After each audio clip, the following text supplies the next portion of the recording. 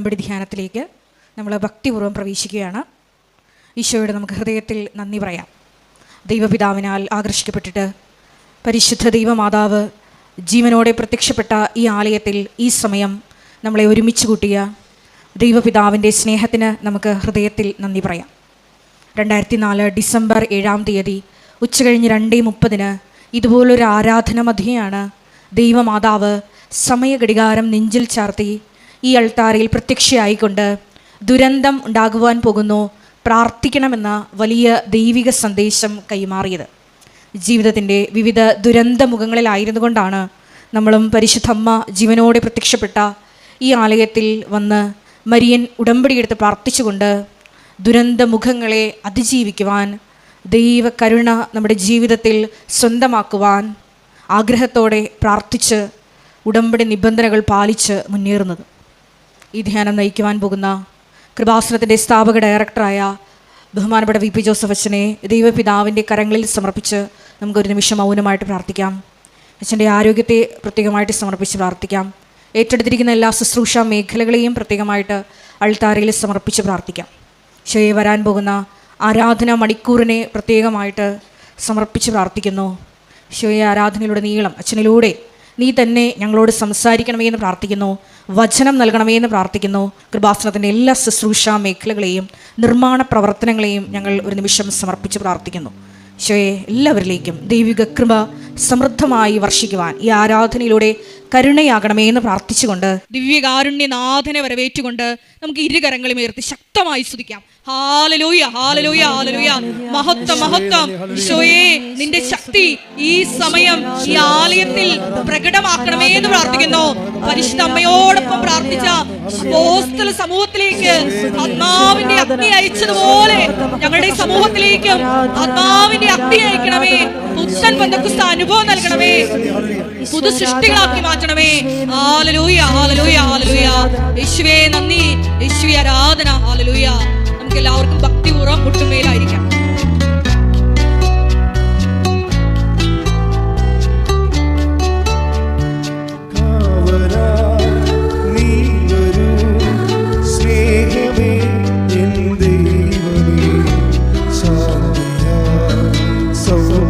പരിശുദ്ധ പരമ ദിവ്യകാരുണ്യത്തിന് നേരവും ആരാധനയും സ്തുതിയും പുകഴ്ചയും ഉണ്ടായിരിക്കട്ടെ. പരിശുദ്ധ പരമ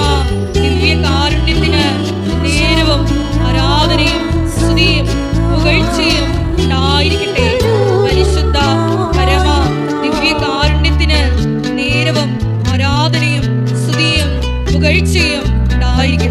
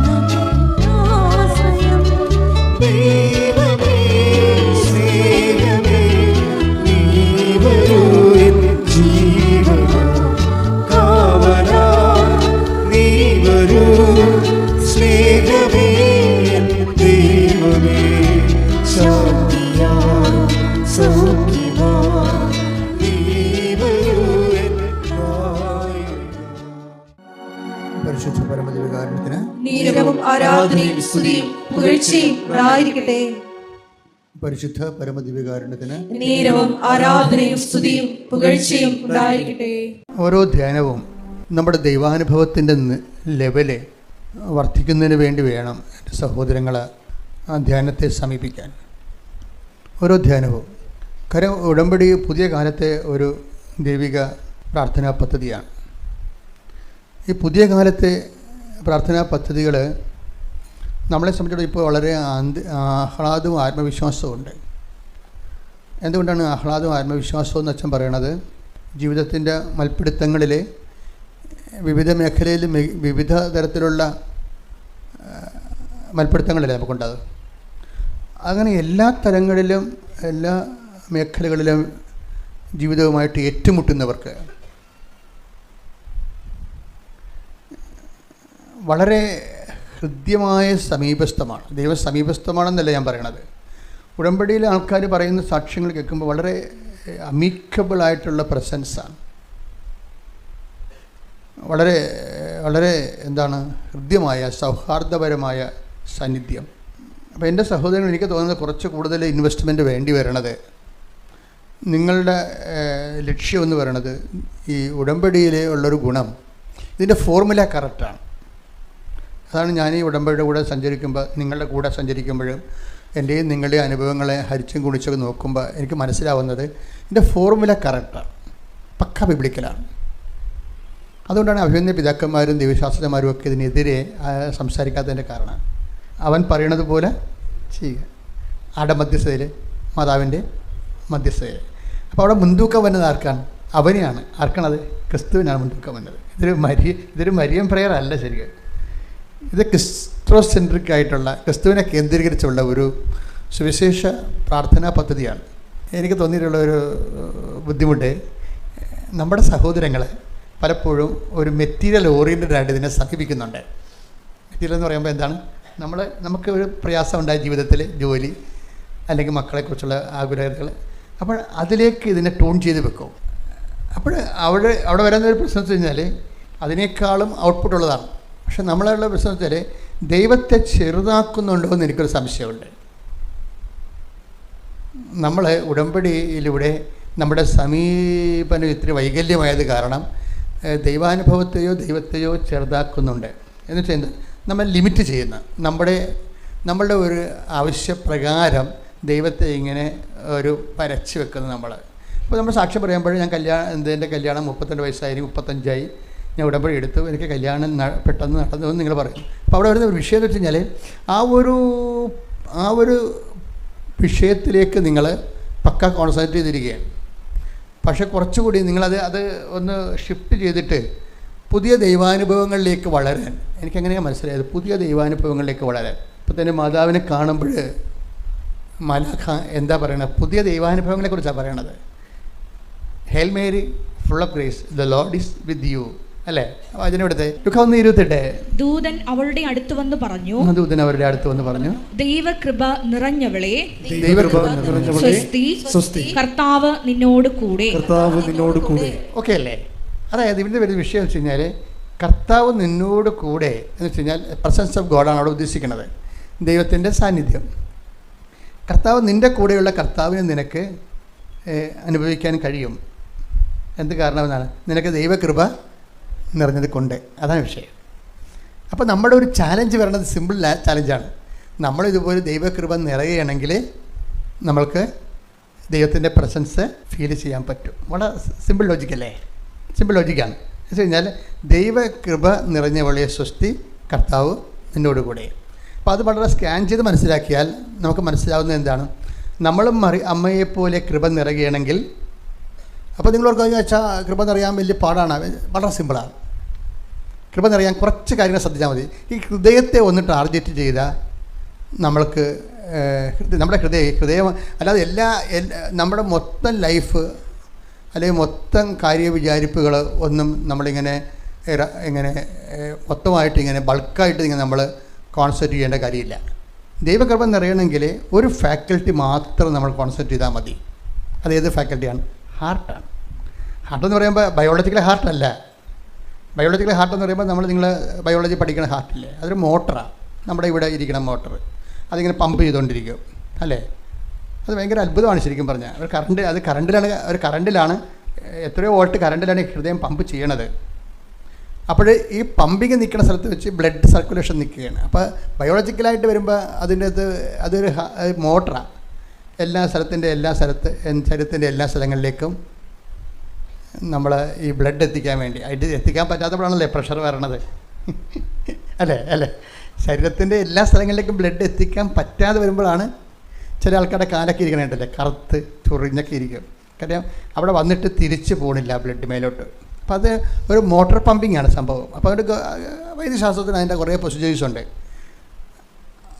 ബൈബിള് ഇങ്ങനൊരു മോട്ടറായിട്ടുള്ള ഹൃദയത്തെ അല്ല ഉദ്ദേശിക്കുന്നത്. ബൈബിൾ ഉദ്ദേശിക്കുന്നത് ഒരു ഇമോഷണലായിട്ടും അതുപോലെ തന്നെ ഭക്തിപരമായിട്ടും ദൈവത്തിൻ്റെ സ്നേഹപരമായിട്ടും തിന്മയുടെ ഇരിപ്പിടമായിട്ടും ഇങ്ങനെ എല്ലാം രണ്ടുമുണ്ട്. ജെറമിയ 17:9 ഹൃദയം മറ്റെന്തിനേക്കാളും കാപട്യമുള്ളതാണ്, ശോചനീയമാം വിധം ദുഷിച്ചതുമാണ്.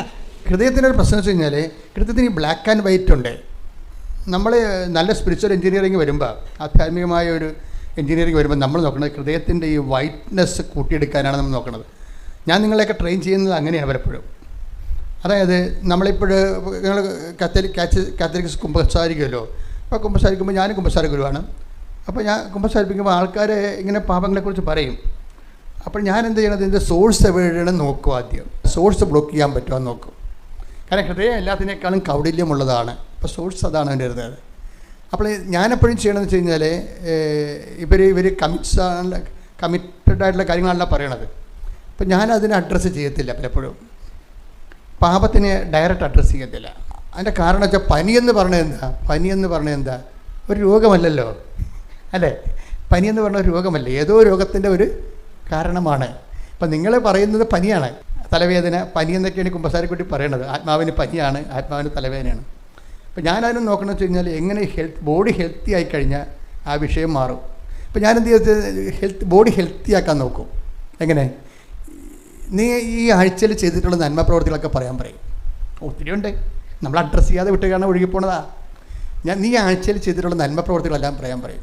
വീട്ടുകാർക്ക് ചെയ്താലും കുഴപ്പമില്ല, ഇനി പക്ഷികൾക്ക് ചെയ്താലും കുഴപ്പമില്ല, മൃഗങ്ങൾക്ക് ചെയ്താലും നമ്മുടെ സസ്യങ്ങൾക്ക് ഇതെല്ലാം കൂടി നമ്മൾ ഒരുമിച്ചാണ് ജീവിക്കുന്നത്. അപ്പോൾ എപ്പോഴും നമ്മൾ അവരുടെ ബോധം ഉണ്ടാകണം. ദൈവം സൃഷ്ടിച്ചപ്പോൾ ആദ്യം ഇവരെല്ലാം സൃഷ്ടിച്ച് കഴിഞ്ഞിട്ടാണ് നമ്മൾ സൃഷ്ടിച്ചിരിക്കുന്നത്. നമുക്ക് വേണ്ടിയാണെന്ന് പറഞ്ഞിട്ട് അങ്ങനെ അമിതമായ ചൂഷണമൊന്നും നടക്കത്തില്ല. നമുക്ക് സർവ്വ് ചെയ്യാൻ പറ്റത്തില്ല, അതാണ് പ്രശ്നം. പിന്നെ സർവ്വ് ചെയ്യാൻ പറ്റത്തില്ല. എവിടെയോ ഒരു മിസ്റ്റേക്ക് ഉള്ളതുകൊണ്ടല്ലോ ഇപ്പോൾ സ്പെയിനിലും അയർലൻഡിലും ഒക്കെ ആൾക്കാർ ആകാശത്തേക്ക് മഴ പെയ്യിക്കണം. ചൂട് 50 അവിടെ. നമുക്ക് ചിന്തിക്കാൻ പറ്റില്ല. നമുക്ക് 50 ആയിട്ടില്ല. ഇപ്പോഴും നമുക്ക് 50 ആയിട്ടില്ല. നമുക്ക് 32, 33 അങ്ങ് നിൽക്കുകയല്ലേ. അപ്പം നമ്മൾ പണ്ട് മഞ്ഞ് ഉരുകി നിന്ന സ്ഥലത്ത് ഇപ്പോൾ ചൂട് കൊണ്ട് അവിടെയുള്ള ആൾക്കാർക്ക് സർവ് ചെയ്യാൻ പാടാ. AC ഒന്നുമില്ല, AC കിട്ടാനില്ലെന്നാണ് പറഞ്ഞത്. ജർമ്മനിലൊക്കെ AC ഫാനൊന്നും അവർ ഉപയോഗിക്കാറില്ലായിരുന്നു. AC ഫാനൊന്നും ഉപയോഗിക്കത്തില്ല ജർമ്മൻ. അതുള്ള ആ സ്കാൻഡിനേവിയൻ രാജ്യങ്ങളൊക്കെ ഒന്നും AC ആവശ്യമില്ല, അവർക്ക് ഫാൻ ആവശ്യമില്ല, ഫാനിൻ്റെ കമ്പനിയില്ല, AC ആവശ്യമില്ല. പക്ഷേ ചൂട് വന്നപ്പോൾ കമ്പനിയൊന്നും ഇല്ലല്ലോ, ഇവർ ACക്ക് ഓട്ടമാണ്, ഫാന് വേണ്ടി ഓട്ടമാണ്. എന്നിട്ട് പറയണത് ഇപ്പോൾ മാൾട്ടയിലെ സഹോദരൻ കഴിഞ്ഞ ദിവസം സംസാരിച്ച് പറഞ്ഞത് മാൾട്ടയിൽ ഒരു ഈ ടേബിൾ ഫാന് വേണ്ടി പിടിച്ചു പറയുക. അപ്പോൾ ഇതൊക്കെ ഒരിക്കലും കേൾക്കാത്ത കാര്യങ്ങളാണ്. ക്ലൈമറ്റിന് ശരിക്കും ചേഞ്ച് വന്നിട്ടുണ്ട്. അപ്പോൾ ഞാനിത് പറഞ്ഞു വരുന്നതെന്ന് ചോദിച്ചു കഴിഞ്ഞാൽ ഇതുപോലെ ഒരു ഹൃദയം നമ്മൾക്ക് നിലവാരമുള്ള ദൈവാനുഭവത്തിലേക്ക് വരാൻ പറ്റും. അപ്പോൾ ഞാൻ ചോദിക്കുന്ന ആൾക്കാരോട് ചോദിക്കും, നീ ഈ ആഴ്ചയിൽ എന്തെല്ലാം നന്മകളാണ് ചെയ്തതെന്ന് പറയും. നമ്മളെ അതായത് നന്മകൾ പൗരത്വക്കാരെ ചെയ്ത് കാണും. മാളവിക പത്തനംതിട്ട അവരുടെ പേര്. അവരുടെ ഹസ്ബൻഡ് പേര് പ്രശാന്ത് എന്നാണ്. അപ്പോൾ ഇതൊരു കേസ് സ്റ്റഡിയാണ്. ഇപ്പോൾ മാളവിക ഉടമ്പടിക്ക് ശേഷവും ഉടമ്പടിക്ക് മുമ്പുമുള്ള അവരുടെ ജീവിതം പറയുന്നുണ്ട്. അത് കേൾക്കാൻ രസമാണ്. അവർ ക്യാഷ്വലായിട്ട് ഇങ്ങനെ പറഞ്ഞു പോകണമെങ്കിൽ ഞാൻ വളരെ ശ്രദ്ധിച്ചത് അത് പറയുന്നത്, ഞാൻ ഉടമ്പടിക്ക് മുമ്പ് ഒരു മനുഷ്യനെ മുഖത്ത് നോക്കത്തില്ലായിരുന്നു. റോഡിൽ കൂടി പോയാൽ ഞാൻ എൻ്റെ കാര്യം കടയിൽ പോയാൽ സാധനം മേടിച്ച് പെട്ടെന്ന് നോക്കി ഞാൻ എൻ്റെ വീട്ടിൽ പോകും. ഇപ്പം അങ്ങനെയല്ല, ഞാൻ എല്ലാവരെയും ശ്രദ്ധിക്കാം. ഒരാളിൻ്റെ ചേഞ്ചിങ് വേണ്ട. ഇപ്പം ഞാൻ എല്ലാവരെയും ശ്രദ്ധിക്കാം. എന്തിനാണ് ശ്രദ്ധിക്കണത്? എന്നിട്ട് അവർക്ക് ഈശോനെ കൊണ്ട് എന്തെങ്കിലും പ്രയോജനം ഉണ്ടെന്ന് നോക്കും. ത്രൂ മീ എന്നെക്കൊണ്ട് അവർക്ക് ഈശോയ്ക്ക് എന്തെങ്കിലും പ്രയോജനം ഉണ്ടാകാൻ ഞാൻ നോക്കും. ഞാൻ എന്തെങ്കിലും ഒരു ആവശ്യത കണ്ടാൽ ഞാൻ അവരോട് ചെന്ന് ചോദിക്കും, എന്താണ് വിഷയം, എന്താണ് വിഷമിച്ചിരിക്കണത് എന്നൊക്കെ. അപ്പോൾ ഒരാളിങ്ങനെ ചേഞ്ച് ചെയ്യണ കണ്ടില്ലേ? ഇതാണ് ഞാൻ പറഞ്ഞത്, ഇതിൻ്റെ വൈറ്റ്നെസ് ഇങ്ങനെ കൂട്ടിക്കൊണ്ട് വരണം. ശരിക്കും ഉടമ്പടി അതാണ് ചെയ്യുന്നത്. ഉടമ്പടി വളരെ നല്ല പക്ക ട്രീറ്റ്മെൻറ്റാണ്. ഈ മനുഷ്യന്മാരുടെ ഉള്ളിൽ വൈറ്റും ഉണ്ട്, ബ്ലാക്കും ഉണ്ട്. ഇപ്പോൾ ബ്ലാക്ക് ഉണ്ടെന്ന് പറഞ്ഞില്ലേ, ജെറമിയ 17:9 പറഞ്ഞില്ലേ, എന്താണ്? ഹൃദയം എല്ലാത്തിനേക്കാൾ കൗടില്യമാണ് എന്ന് പറഞ്ഞ് നമ്മൾ ഹൃദയം കൗടില്യമാണ്, നമ്മുടെ ഫെയ്ത്താണ്, വിദ്യയാണെന്ന് പറഞ്ഞിരിക്കേണ്ട കാര്യമില്ല. നമുക്ക് ഈ ബ്ലാക്ക് കുറക്കാൻ പറ്റും. എങ്ങനെയാണ്? ഈ മാളവിക ചെയ്തിരിക്കുന്ന പരിപാടി കണ്ടില്ല? നിങ്ങളൊന്ന് നോക്കിയേ, നമ്മളെല്ലാവരും തന്നെ എത്രയോ വർഷങ്ങളാണ് ക്രിസ്ത്യനാണ്. അവർ കഴിഞ്ഞ ആഴ്ച ഉടമ്പടി എടുത്തേ ഉള്ളൂ. ആ ഉടമ്പടി എടുത്തേ ഉള്ളൂ. എത്ര പെട്ടെന്നാണ് ഇവർ മൊത്തം ചേഞ്ച് ആകണതിൻ്റെ കാരണം വെച്ച് കഴിഞ്ഞാൽ നമ്മൾ ഒരു വിഷയം, ഉടമ്പടിയുടെ വിഷയം, ഞാനിങ്ങനെ ഈ വചന പ്രഘോഷകരെ പോലെ ഇങ്ങനെ ഭയങ്കരമായിട്ട് അലറിക്കോയി പ്രസംഗിക്കാത്തതിൻ്റെ കാരണം ഇത് പ്രഘോഷണ ധ്യാനമല്ല, ഇത് പ്രബോധന ധ്യാനമാണ്. ധ്യാനം പലതരത്തിലുണ്ട്. കൺവെൻഷനിലൊക്കെ കാണുന്നത് എന്താണ്? പ്രഘോഷണ ധ്യാനങ്ങളാണ്. അത് ചെറിയ പ്രിലിമിനറീസിന് കൊടുക്കേണ്ട ധ്യാനങ്ങളാണ്. നമുക്ക് അങ്ങനെയല്ല. നമ്മൾ അറിഞ്ഞവരെ ആഴപ്പെടുത്തുക എന്നുള്ളതാണ്. അറിയാത്തവരെ അറിയിക്കുന്നതിനാണ് ഈ പ്രഘോഷണ ധ്യാനം. അറിഞ്ഞവരെ ആഴപ്പെടുത്തുന്നതിന് എന്താ വേണ്ടത്? പ്രബോധന ധ്യാനമാണ് വേണ്ടത്. അപ്പം ഞാൻ ആ പ്രബോധന ധ്യാനത്തിൻ്റെ പ്രത്യേകത എന്താണ്? അതിങ്ങനെ ഓരോ സബ്ജക്റ്റ് വൈസ് അത് എന്താണ്, എങ്ങനെയാണ്, എന്താണ് ചെയ്യേണ്ടത്, ഇങ്ങനെ നോഹൗ, അതിൻ്റെ ഒരു നോഹൗ, ജ്ഞാനസൂത്രം, അതിൻ്റെ ഒരു എൻജിനീയറിങ് പറഞ്ഞു കൊടുക്കും. അപ്പോൾ പറഞ്ഞു കൊടുക്കുമ്പോൾ നമ്മൾ കുറച്ച് മോഡൽസ് നമ്മൾ എടുക്കും, ഇപ്പോൾ മാളവിക ഒരു മോഡലാണ്. മാളവിക എന്തുകൊണ്ടാണ് മോഡലാണെന്ന് വെച്ച് കഴിഞ്ഞാൽ അവരൊരു ഫ്രഷ് ഹാൻഡാണ്. അതാണ് വിഷയം. ക്രിസ്ത്യാനിറ്റിയിലെ അവരൊരു ഫ്രഷ് ഹാൻഡാണ്. അവർ ഫ്രഷ് ഹാൻഡായിട്ട് ഇവർ, അപ്പോൾ നമ്മൾ ചിന്തിക്കേണ്ടത് ബൈബിൾ ഇവർ സ്വീകരിച്ച് കഴിഞ്ഞപ്പോൾ അവരെ ജ്ഞാനസ്ഥാനപ്പെടുത്തുകയൊന്നുമില്ല, മതം മാറ്റുകയൊന്നുമില്ല. നമ്മളെ ഉദ്ദേശം എന്താണ്? ക്രിസ്തുവിനെ വ്യക്തികളെ സ്വീകരിക്കണം. അതാണ് വിഷയം. അതാണ് ക്രിസ്തുവിനെ വ്യക്തികളെ സ്വീകരിക്കണം. അതിന് എന്ത് കാഷ്വാലിറ്റി വന്നാലും ഞാൻ അതിനെ ഫേസ് ചെയ്യും. കാര്യം നിലപാടിൻ്റെ പക്ഷപാതമാണ്. അതായത് ക്രിസ്തുവിനെ എല്ലാ വ്യക്തികളും സ്വീകരിക്കണം. അതെന്താ കാര്യം? അത് ആദ്യം മുതലേ ഉള്ള ദൈവത്തിൻ്റെ നിലപാട് എല്ലാ മനുഷ്യനും രക്ഷപ്പെടണമെന്നും സത്യമാർഗം സ്വീകരിക്കണമെന്ന്. Take the word of God. സ്തുതിക്കട്ടെ. ഹല്ലേലൂയ, ഹല്ലേലൂയ, ഹല്ലേലൂയ, ഹല്ലേലൂയ. യേശുവേ നന്ദി, ഹല്ലേലൂയ, ഹല്ലേലൂയ, ഹല്ലേലൂയ. യേശുവേ ആരാധന, ആരാധന, ആരാധന. യേശുവേ നന്ദി, മഹത്വം. Hallelujah, hallelujah. 1 തിമോത്തിയോസ് 2:4. അതായത് ഈ വചനം ശ്രദ്ധിക്കണം. അതായത് 1 തിമോത്തിയോസ് 2:4. എല്ലാവരും രക്ഷിക്കപ്പെടണമെന്നും, ഒന്ന് പറഞ്ഞ എല്ലാവരും രക്ഷിക്കപ്പെടണമെന്നും സത്യം അറിയണമെന്നുമാണ് അവിടുന്ന് ആഗ്രഹിക്കുന്നത്. ഇപ്പം എന്താ സത്യം അറിയണം എന്ന് പറയുമ്പോൾ ആരെ? സത്യം എന്ന് പറയുന്നത് ഐ ആം ദ ട്രൂത്ത് അല്ലേ? ഈശോയാണ്. ലോകത്ത് അങ്ങനെ ആരും പറഞ്ഞിട്ടില്ല. ഇപ്പം എന്തായാലും take the word of God. I am the truth. സ്തുതിക്കട്ടെ. ഹല്ലേലൂയ, ഹല്ലേലൂയ, ഹല്ലേലൂയ, ഹല്ലേലൂയ, ഹല്ലേലൂയ, ഹല്ലേലൂയ. യേശുവേ ആരാധന, ആരാധന, ആരാധന. സ്വരത്തിൽ സന്തോഷത്തോടെ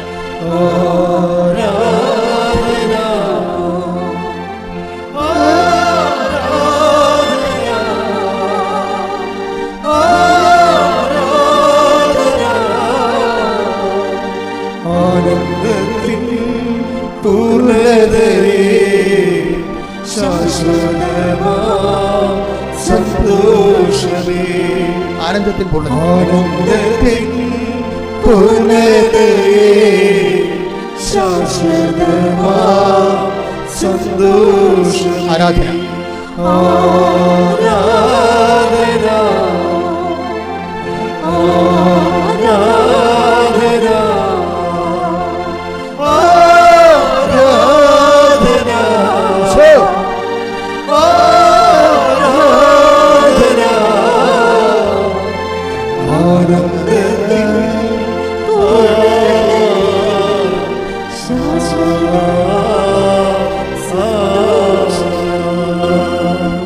യോഹന്നാൻ 14:6. ഈ വചനം വളരെ മനസ്സിൽ സൂക്ഷിക്കണം. എന്താണ് യോഹന്നാൻ 14:6? യേശു പറഞ്ഞു, വഴിയും സത്യവും ജീവനും ഞാനാണ്. വഴിയും സത്യവും ജീവനും ഞാനാണ്. എന്നിലൂടെയല്ലാതെ ആരും പിതാവിന്റെ അടുക്കിലേക്ക് വരുന്നില്ല. ആരും പിതാവിന്റെ ഹല്ലേലൂയ, ഹല്ലേലൂയ, ഹല്ലേലൂയ, ഹല്ലേലൂയ.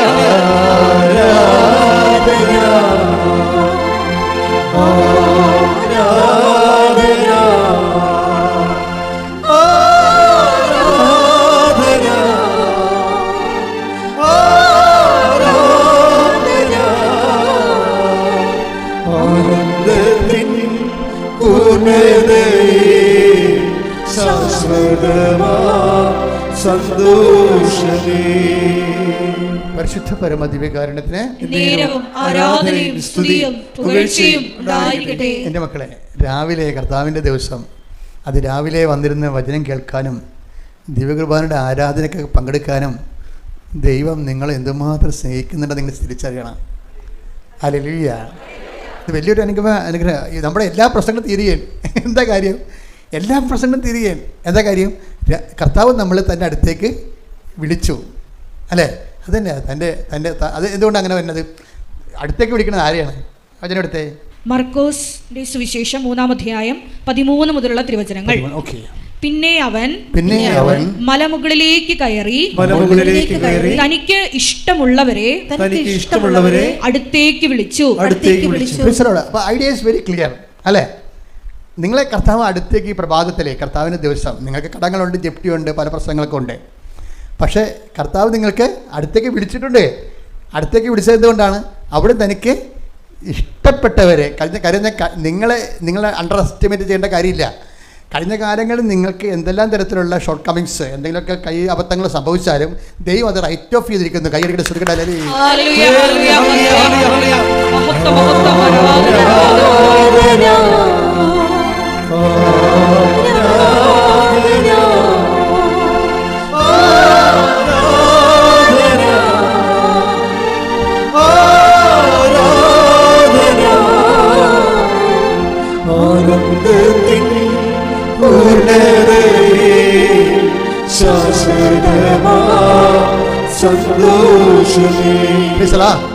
അപ്പോൾ കഴിഞ്ഞ കാലങ്ങളിൽ എന്തെങ്കിലും ഷോർട്ട് കമ്മിങ്സ്, എന്തെങ്കിലും കൈബദ്ധങ്ങൾ, പാപകരമായ സാഹചര്യം ഉണ്ടെങ്കിൽ നിങ്ങൾ ഓർക്കുക എന്താ കാര്യം?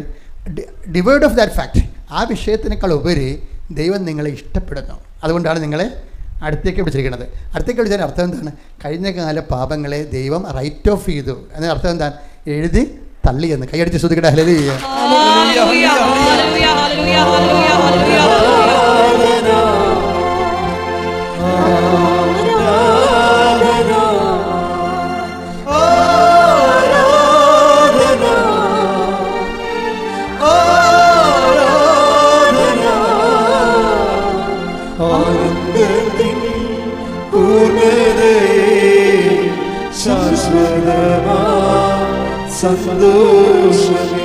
പരിശുദ്ധ പരമദിവ്യകാരുണ്യത്തിന് കർത്താവിനെ ആരാധിക്കാനും കർത്താവിൻ്റെ വചനങ്ങൾ കേൾക്കാനും അതിരാവിലെ നിങ്ങൾ തന്നെ വെളുപ്പിന് 3 മണിക്ക് എഴുന്നേറ്റ് പോകുന്നവരുണ്ട് വീട്ടിൽ നിന്ന് അല്ലേ? അതിരാവിലെ വെളുപ്പിന് എഴുന്നേറ്റ് പോരുക. അത് ഒരു വലിയൊരു അഭിഷേക തലമാണ്. കാരണം നിങ്ങൾക്ക് എന്തെല്ലാം തടസ്സം ഉണ്ടെങ്കിലും കർത്താവ് നിങ്ങളെ കൈക്ക് പിടിച്ച് ഇവിടെ കൊണ്ടുവന്നു. നിങ്ങളുടെ കണ്ണീരിൻ്റെ കാലത്ത് നിങ്ങളുടെ കൈക്ക് പിടിച്ചിരിക്കുന്ന കർത്താവാണ്. കൈയടിച്ച് ശ്രദ്ധിക്കട്ടെ. ഹല്ലേലൂയ.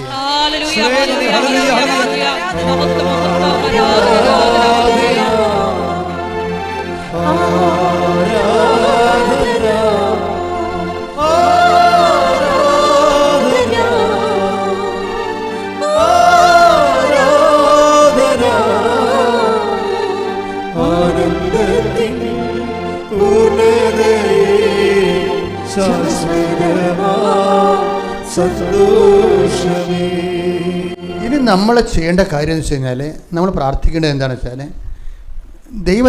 എനിക്ക് തോന്നിയിരിക്കുന്ന റിസ്ക് എന്ന് പറയണത് നമ്മുടെ ഭയങ്കര സമ്മർദ്ദങ്ങൾക്കല്ലേ ആൾക്കാർ ജീവിച്ചേക്കും. സമ്മർദ്ദത്തിന് അടിപ്പെട്ടാണ് ജീവിക്കണത്.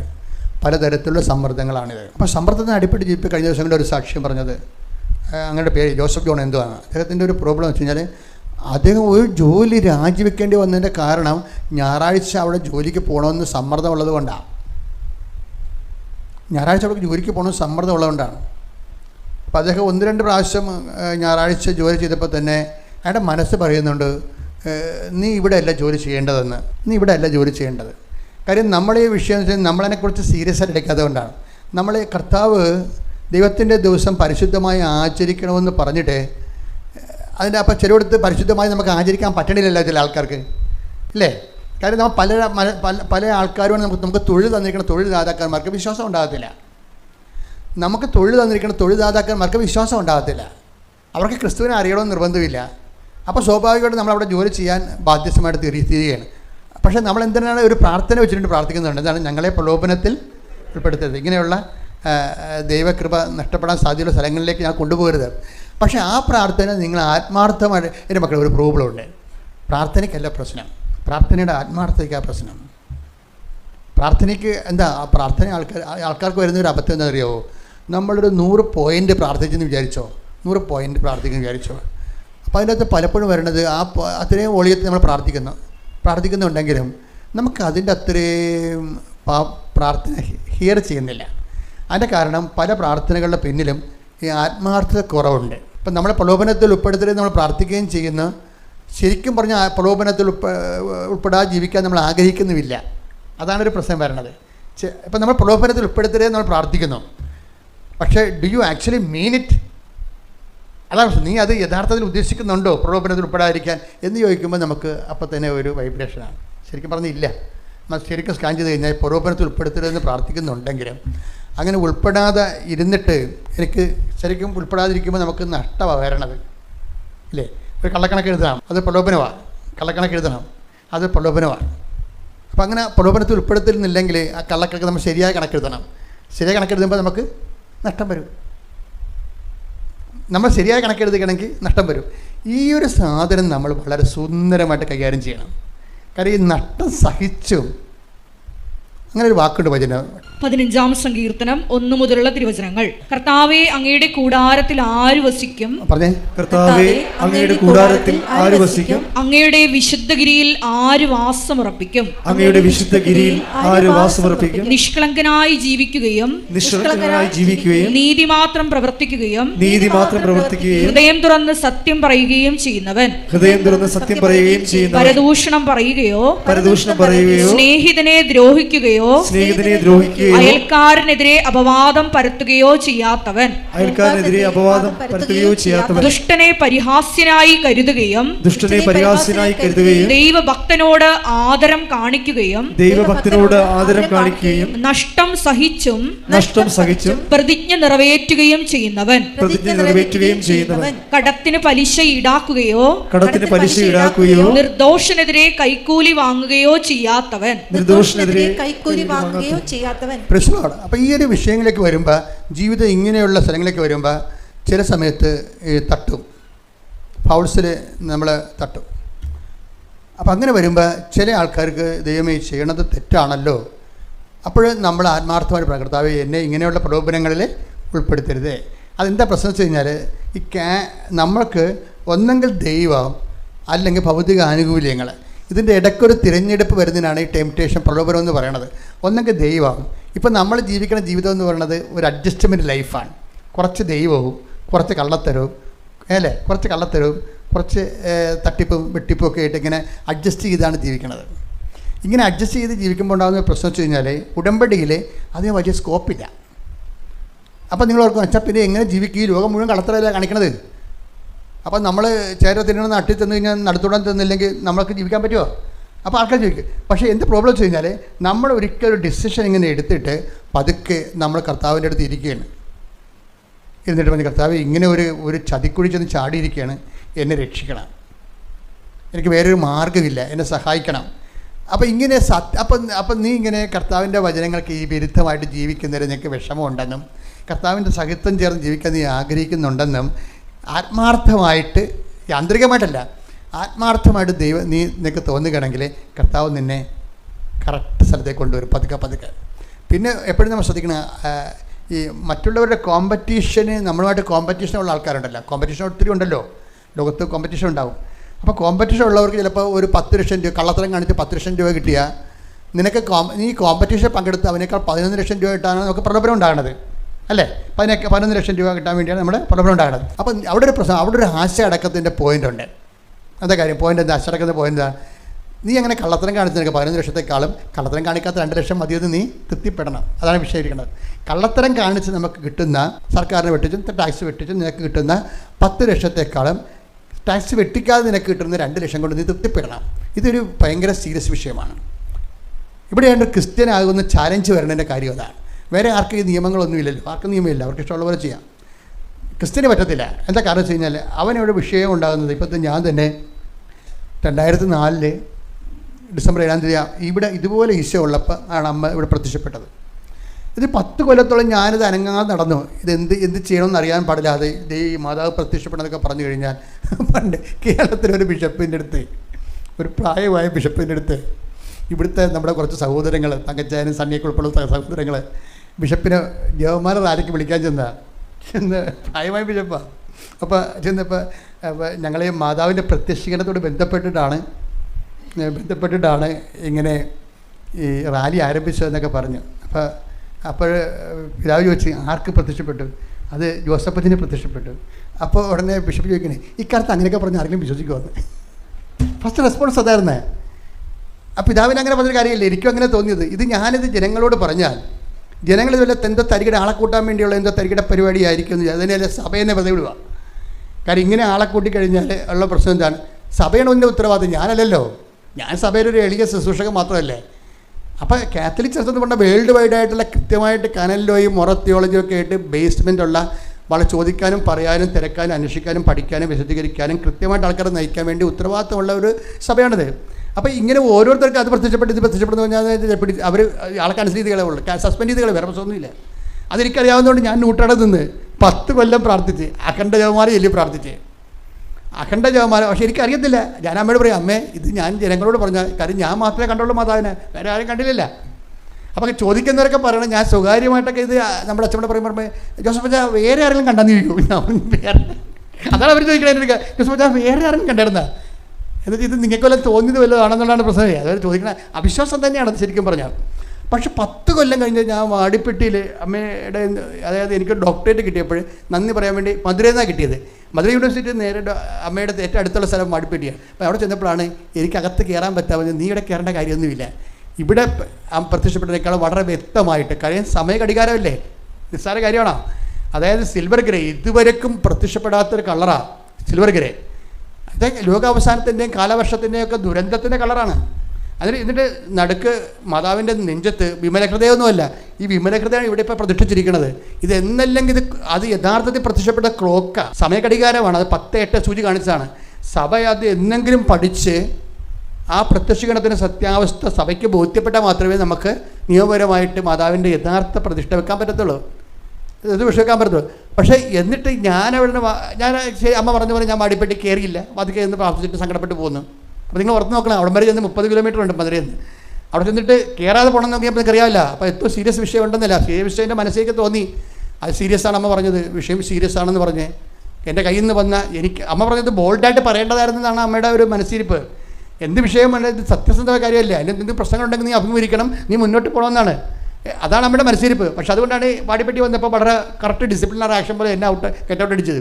പക്ഷേ എന്താ പറ്റിയത്, ഞാൻ 5 മിനിറ്റ് കഴിഞ്ഞപ്പോൾ തന്നെ ഒരു വലിയ പ്രത്യക്ഷ പ്രാർത്ഥന എൻ്റെ നാക്കിൽ വന്നത്, അമ്മ ആഗ്രഹിക്കുന്ന കൃപാവര പദ്ധതി കൃപാസനത്തിലും ഞങ്ങളുടെ കുടുംബത്തിലും നിറവേറാൻ ഇടയാക്കണമേ. ഏട്ടാ എന്ത് കൊച്ചു പ്രാർത്ഥനയാണ്, ദശവത്സര പ്രാർത്ഥന എന്നാണ് ഈ മധ്യസ്ഥ പ്രാർത്ഥനയ്ക്ക് ആദ്യം പറഞ്ഞുകൊണ്ടിരുന്ന പേര്. എന്താ കാര്യം, 10 വർഷം കഴിഞ്ഞപ്പോഴാണ് അമ്മ ഈ പ്രാർത്ഥന തന്നത്.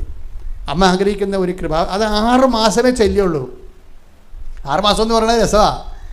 ഇവിടെ അത്രയൊന്നും ആൾക്കാരൊന്നും വരത്തില്ലായിരുന്നു. ഇവിടെ 10 കൂടിപ്പോയാൽ ഒരു ആഴ്ച, ഒരു മാസം ഒരു പ്രാർത്ഥന ഉണ്ടാകത്തുള്ളൂ. അത് ആദ്യ ആഴ്ചയിൽ അതിന് 2,500 പേര് വരും. പക്ഷെ 10,000 പ്രാർത്ഥന അടിച്ചിരിക്കണത്.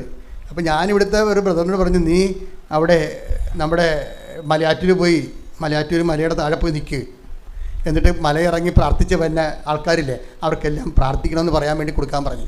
അപ്പോൾ അത് ഈ കൊച്ചു പ്രാർത്ഥന അവർക്കെല്ലാം കൊടുക്കും, അമ്മ ആഗ്രഹിക്കുന്ന കൃപാവര പദ്ധതി. അപ്പോൾ എന്തോ ഒരു മനുഷ്യർ 6 മാസം പ്രാർത്ഥിച്ചപ്പോൾ തന്നെയാണ് ഉടമ്പടി തന്നത് അമ്മ. പിന്നെ നമുക്ക് അതായത് ഉടമ്പടി തരണേന്, ഉടമ്പടി അല്ലല്ലോ ഇവിടുത്തെ പ്രശ്നം. അതിനുശേഷം ഉടമ്പടി തരിക മാത്രമല്ല ചെയ്തത്, ആ ഉടമ്പടിയുടെ കൂടെ അവിടെ ഉടമ്പടിയെ സത്യസന്ധമായിട്ട് കാണുന്ന ആൾക്കാരുടെ കൂടെ അമ്മ പോവുകയാണ്. അതാണ് ഇപ്പോൾ നമ്മൾ കാണുന്നത്. കഴിഞ്ഞ ദിവസങ്ങളിൽ വേറൊരു സാക്ഷിയുണ്ട്, അതായത് സൂസൻ തിരുവല്ലയുടെ വിഷയം എന്ന് പറയണത്, സൂസൻ തിരുവല്ല ഗൾഫിലൊരു സ്ഥലത്ത് വർക്ക് ചെയ്ത് അവർക്ക് അവരുടെ ഭർത്താവും കുഞ്ഞുങ്ങളൊക്കെ ആയിട്ട് ആ ഒരു ശമ്പളത്തിൽ വർക്ക് ചെയ്യാൻ പറ്റണില്ല. അപ്പോൾ അവർ പെട്ടെന്ന് ഒരു സുപ്രഭാതത്തിൽ കുഞ്ഞ് കാശുരൂപം ആരോ കൊടുത്തു, അവർക്ക് കൃപാസന മാതാവിൻ്റെ കാശുരൂപം അവർക്ക് കൊടുത്തു.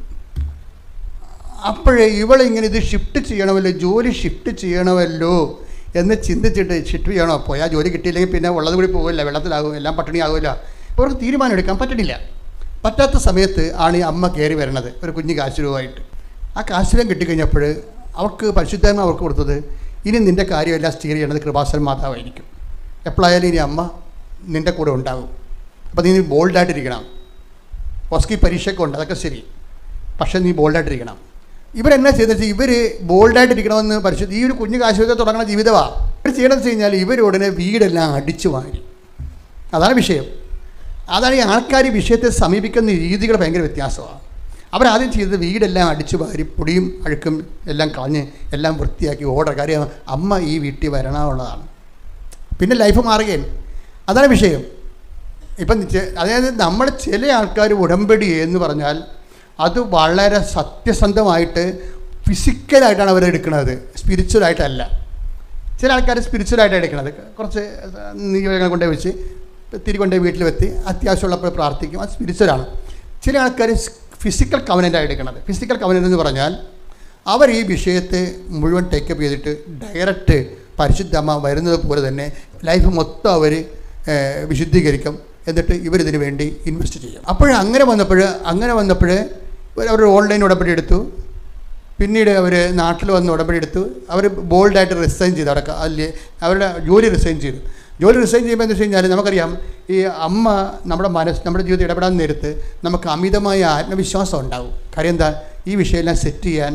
കാര്യം ഇവിടെ നമ്മൾ OIT എഴുതിയാലും പിന്നെ ചില രാജ്യങ്ങളിൽ പോയിട്ട് ആ രാജ്യത്തിന് പരീക്ഷ എഴുതാനാണ് OSCE എക്സാം എന്ന് പറഞ്ഞത്. അതിന് ഇപ്പോൾ നമ്മുടെ FMG എക്സാമില്ലേ, യൂറോപ്പിലൊക്കെ പോയി ചൈനയിൽ പോയി MBBS എടുത്തിട്ട് പിന്നെ ഇന്ത്യയിൽ വന്നിട്ട് പിന്നെ എഴുതണ്ടേ. അതിന് 12 പേരെ ജയിപ്പിക്കത്തുള്ളൂ. 100-ൽ 12 പേരെ അവർ ജയിപ്പിക്കത്തുള്ളൂ.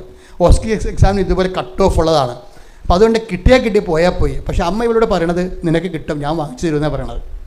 അത് ഭയങ്കര രസമാണ്. അമ്മയുടെ അധികാരം എന്ന് പറഞ്ഞാൽ നമുക്ക് ചിന്തിക്കാൻ പറ്റാത്ത അധികാരമാണ്. ഒന്നാമത് എന്താ അധികാരം എന്ന് വെച്ച് കഴിഞ്ഞാൽ, യേശുവിൻ്റെ മുമ്പ് പോലും അമ്മ ചോദിക്കുന്ന ചോദ്യം കണ്ടില്ലേ, ഈശോ നീ എന്താണ് ഞങ്ങളോട് ഇങ്ങനെ ചെയ്തത്? അങ്ങനെ ആർക്ക് ചോദിക്കാൻ പറ്റും?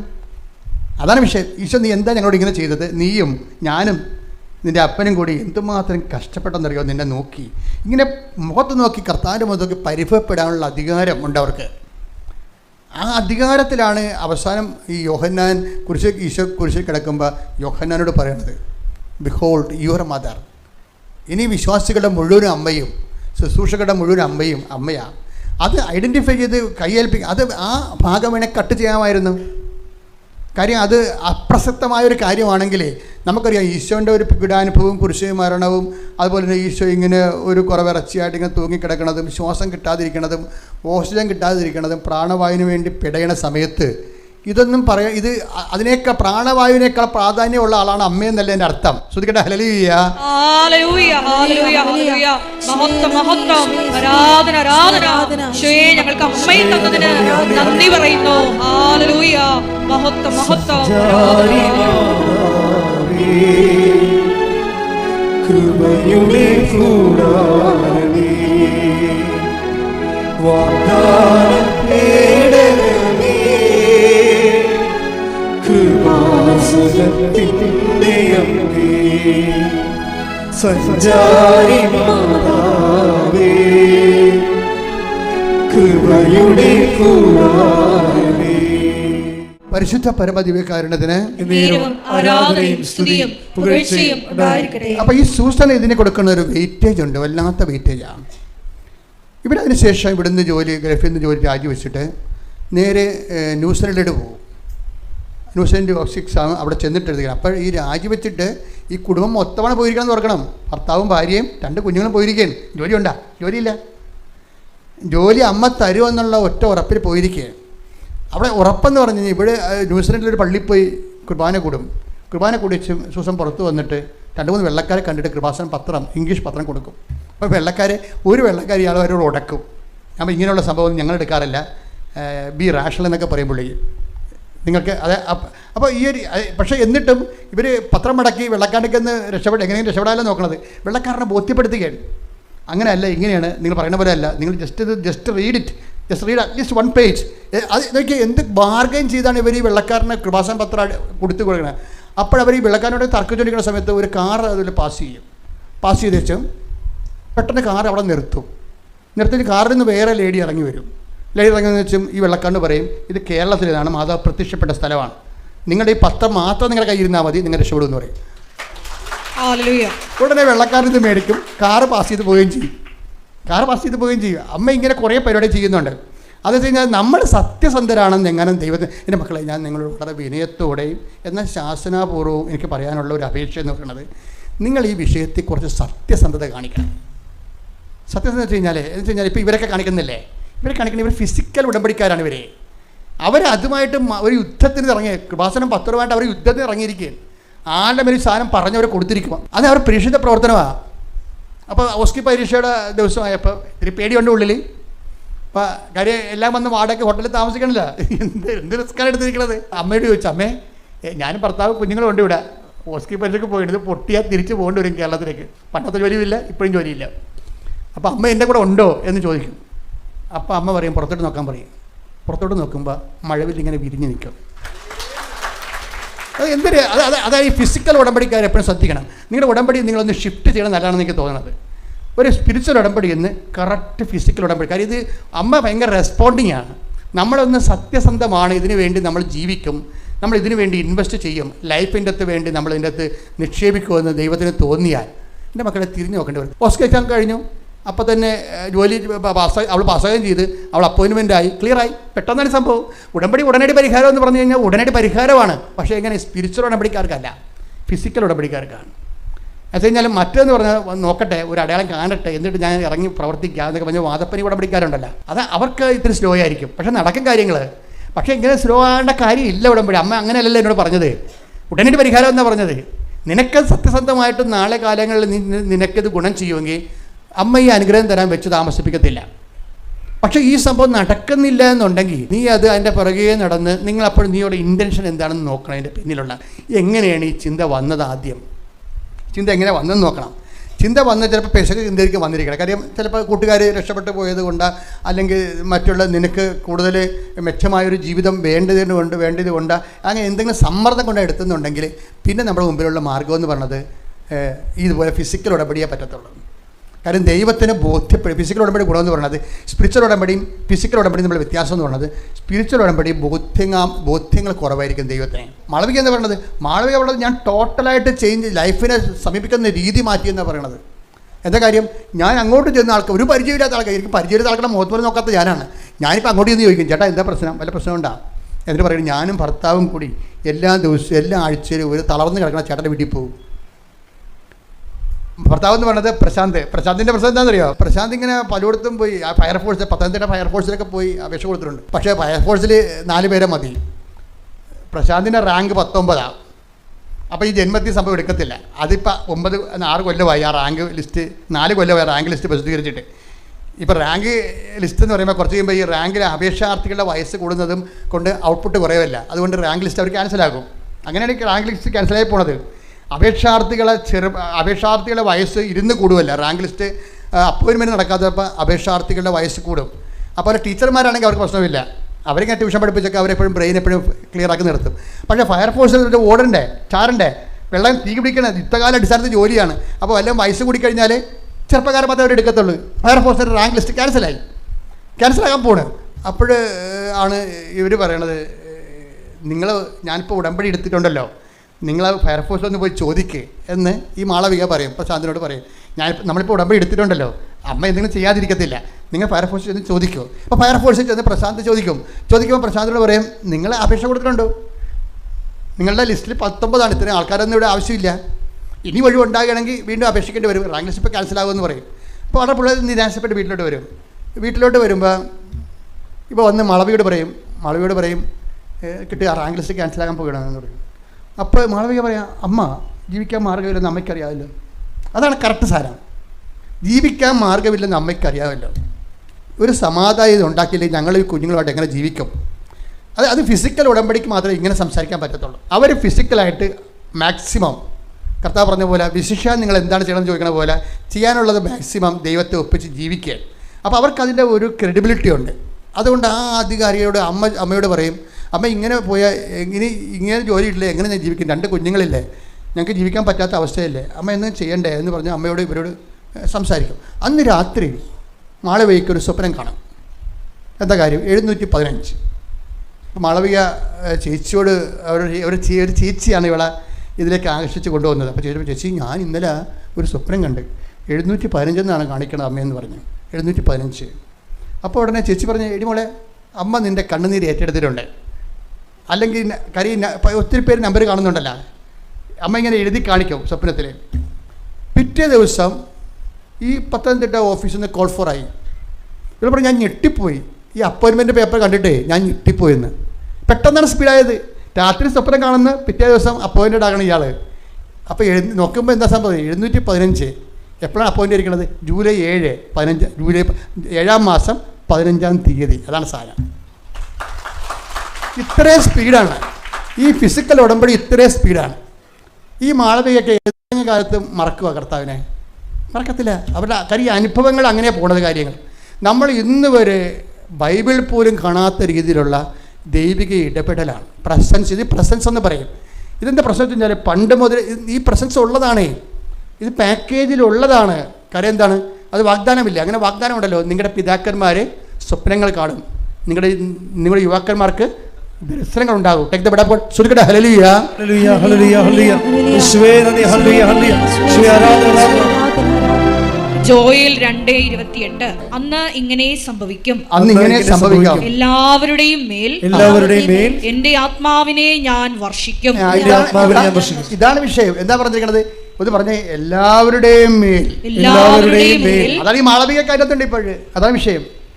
എല്ലാവരുടെയും മേൽ, ക്രൈസ്തവനെ ഹോണർ ചെയ്യുന്ന, ക്രിസ്തുവിനെ രക്ഷകനായി കാണുന്ന എല്ലാവരുടെയും മേൽ അത് ചെയ്യും. ഞാൻ എൻ്റെ ആത്മാവിനെ അയക്കും. പിന്നെ എന്താ പറഞ്ഞത്? നിങ്ങളുടെ പുത്രന്മാരും പുത്രിമാരും പ്രവചിക്കും. നിങ്ങളുടെ പുത്രന്മാരും പുത്രിമാരും പ്രവചിക്കും. നിങ്ങളുടെ വൃദ്ധന്മാർ സ്വപ്നങ്ങൾ കാണും. നിങ്ങളുടെ വൃദ്ധന്മാർ സ്വപ്നങ്ങൾ കാണും. യുവാക്കൾക്ക് ദർശനങ്ങൾ ഉണ്ടാകും. അപ്പൊ ഇത് ഉടമ്പടി വരണത് എങ്ങനെയാണ്? ഉടമ്പടി രണ്ടും കൂടി ഒരുമിച്ചാണ് വരുന്നത്. സ്വപ്നവും ദർശനം കൂടിയാണ് വരുന്നത്. സ്വപ്നവും ദർശനം കൂടിയാണ്. വേറെ ഈ ആഴ്ചയിൽ വേറെ ഒരു സാക്ഷ്യം ഉണ്ടായി. ഷാജി മാത്യുവിൻ്റെ പ്രശ്നം വെച്ച് കഴിഞ്ഞാൽ അത് ഇതുപോലെ അവരും ഗൾഫിൽ ജോലി ചെയ്യണവരാണ്. അത് ഇതുപോലെ തന്നെ ഇപ്പോൾ എല്ലാവരും ഗൾഫിൽ നിന്ന് ഒരു പാക്കിംഗ് കണ്ടീഷനാണ്. യുദ്ധങ്ങളൊക്കെ നിൽക്കുന്നു. അപ്പോൾ ഈ ആൾക്കാരിപ്പോൾ ചെയ്യണ യുദ്ധമില്ലാത്ത സ്ഥലത്തേക്ക് ആൾക്കാർ മൂവ് ചെയ്തുകൊണ്ടിരിക്കുന്നത് നമ്മൾ കാണുന്നത്. സാക്ഷ്യങ്ങൾക്ക് മനസ്സിലാവും. അവർ നമ്മളോട് പറഞ്ഞില്ലെങ്കിലും അവർ പ്രിഫർ ചെയ്യുന്നുണ്ട്. ഓസ്ട്രേലിയയോ ന്യൂസിലൻഡോ പോലെയുള്ള പൂർവ്വ ദിക്കിലുള്ള സമാധാന രാജ്യങ്ങളിലേക്ക് ആൾക്കാർ മൂവ് ചെയ്യുന്നുണ്ട്. പ്രത്യേകിച്ച് ഗൾഫിൽ നിന്നാണ് ഈ മൂവ്മെൻറ്റ് വരണത്, കൂടുതൽ മൂവ്മെൻറ്റ് വരണത്. അപ്പോൾ ഇതുപോലെ ഇവരുടെ ഈ ഷാജി മാത്യുവിൻ്റെ വിഷയം എന്ന് പറയുന്നത് ഇതുപോലെ തന്നെ അവരെ അവിടെ സ്ഥിരതാമസം പറ്റത്തില്ലല്ലോ ഗൾഫിലെ. ആരും വിസയൊന്നും കൊടുക്കത്തില്ല, PR ഒന്നുമില്ല. അപ്പോൾ അവർക്ക് ജീവിക്കാൻ പറ്റത്തില്ല. അപ്പോൾ പിന്നെ അവർ വൈഫൊക്കെ അവിടെ ജീവിക്കുന്നുണ്ട് വാടകയ്ക്കെങ്കിലും. ശമ്പളം ചിലപ്പോൾ രണ്ടുപേർക്കും കുറച്ച് ശമ്പളത്തിലായിരിക്കും അവർ അഡ്ജസ്റ്റ് ചെയ്ത് പോകുന്നതാണ്. പല ഭയങ്കര അവരൊരു ജീവിക്കാൻ വേണ്ടി ജീവിതത്തോടൊരു മൽപ്പിടുത്തമാണ്. നിങ്ങൾ ഈ NRI കാണുമ്പോൾ നിങ്ങൾ ഓർക്കരുത് അവരെല്ലാം ഇപ്പോൾ സേഫാണ്. അവർ നമ്മുടെ ഇരട്ടി ജോലി ചെയ്തിട്ട് ചക്രശ്വാസത്തിലാണ് അവരവിടെ ജീവിക്കണം അവിടെ പലരും. അപ്പം അതുകൊണ്ട് അത്രയും ടാക്സ്, നമുക്ക് ടാക്സ് കുറവല്ലേ ഇവിടെ, അവിടെ നല്ല ടാക്സും ഉണ്ട്. അപ്പം ഗൾഫിലെ ഒരു ചെറിയൊരു അവരിത് ഇത്രയും ആൾക്കാരുള്ള കാരണം ഒരാൾക്കാരെ കുഴപ്പമില്ല. അപ്പോൾ അവർ ഉടനെ വൈഫ് പറയും, എനിക്ക് ഇത്രയും വിദ്യാഭ്യാസം ഉണ്ടല്ലോ, നമുക്കിതൊന്ന് ചേഞ്ച് ചെയ്താൽ എന്താണെന്ന് ചോദിക്കും. ചേഞ്ച് ചെയ്താൽ അവർ രാജ്യം ചേഞ്ച് ചെയ്യണില്ല, അവരവിടെ തന്നെ കുറച്ചുകൂടി ശമ്പളം കൂടുതൽ കിട്ടുന്ന ജോലിയിലേക്ക് വൈഫ് മാറുകയാണ്. അപ്പോൾ വൈഫ് അവിടെ റിസൈൻ ചെയ്തിട്ട് വേറെ ഒരു ഇൻ്റർവ്യൂവിന് പോയി പങ്കെടുത്തപ്പോൾ അവിടെ നല്ല സ്കോർ കിട്ടി, ശമ്പളവും നല്ല ഹൈപ്പ് കിട്ടി.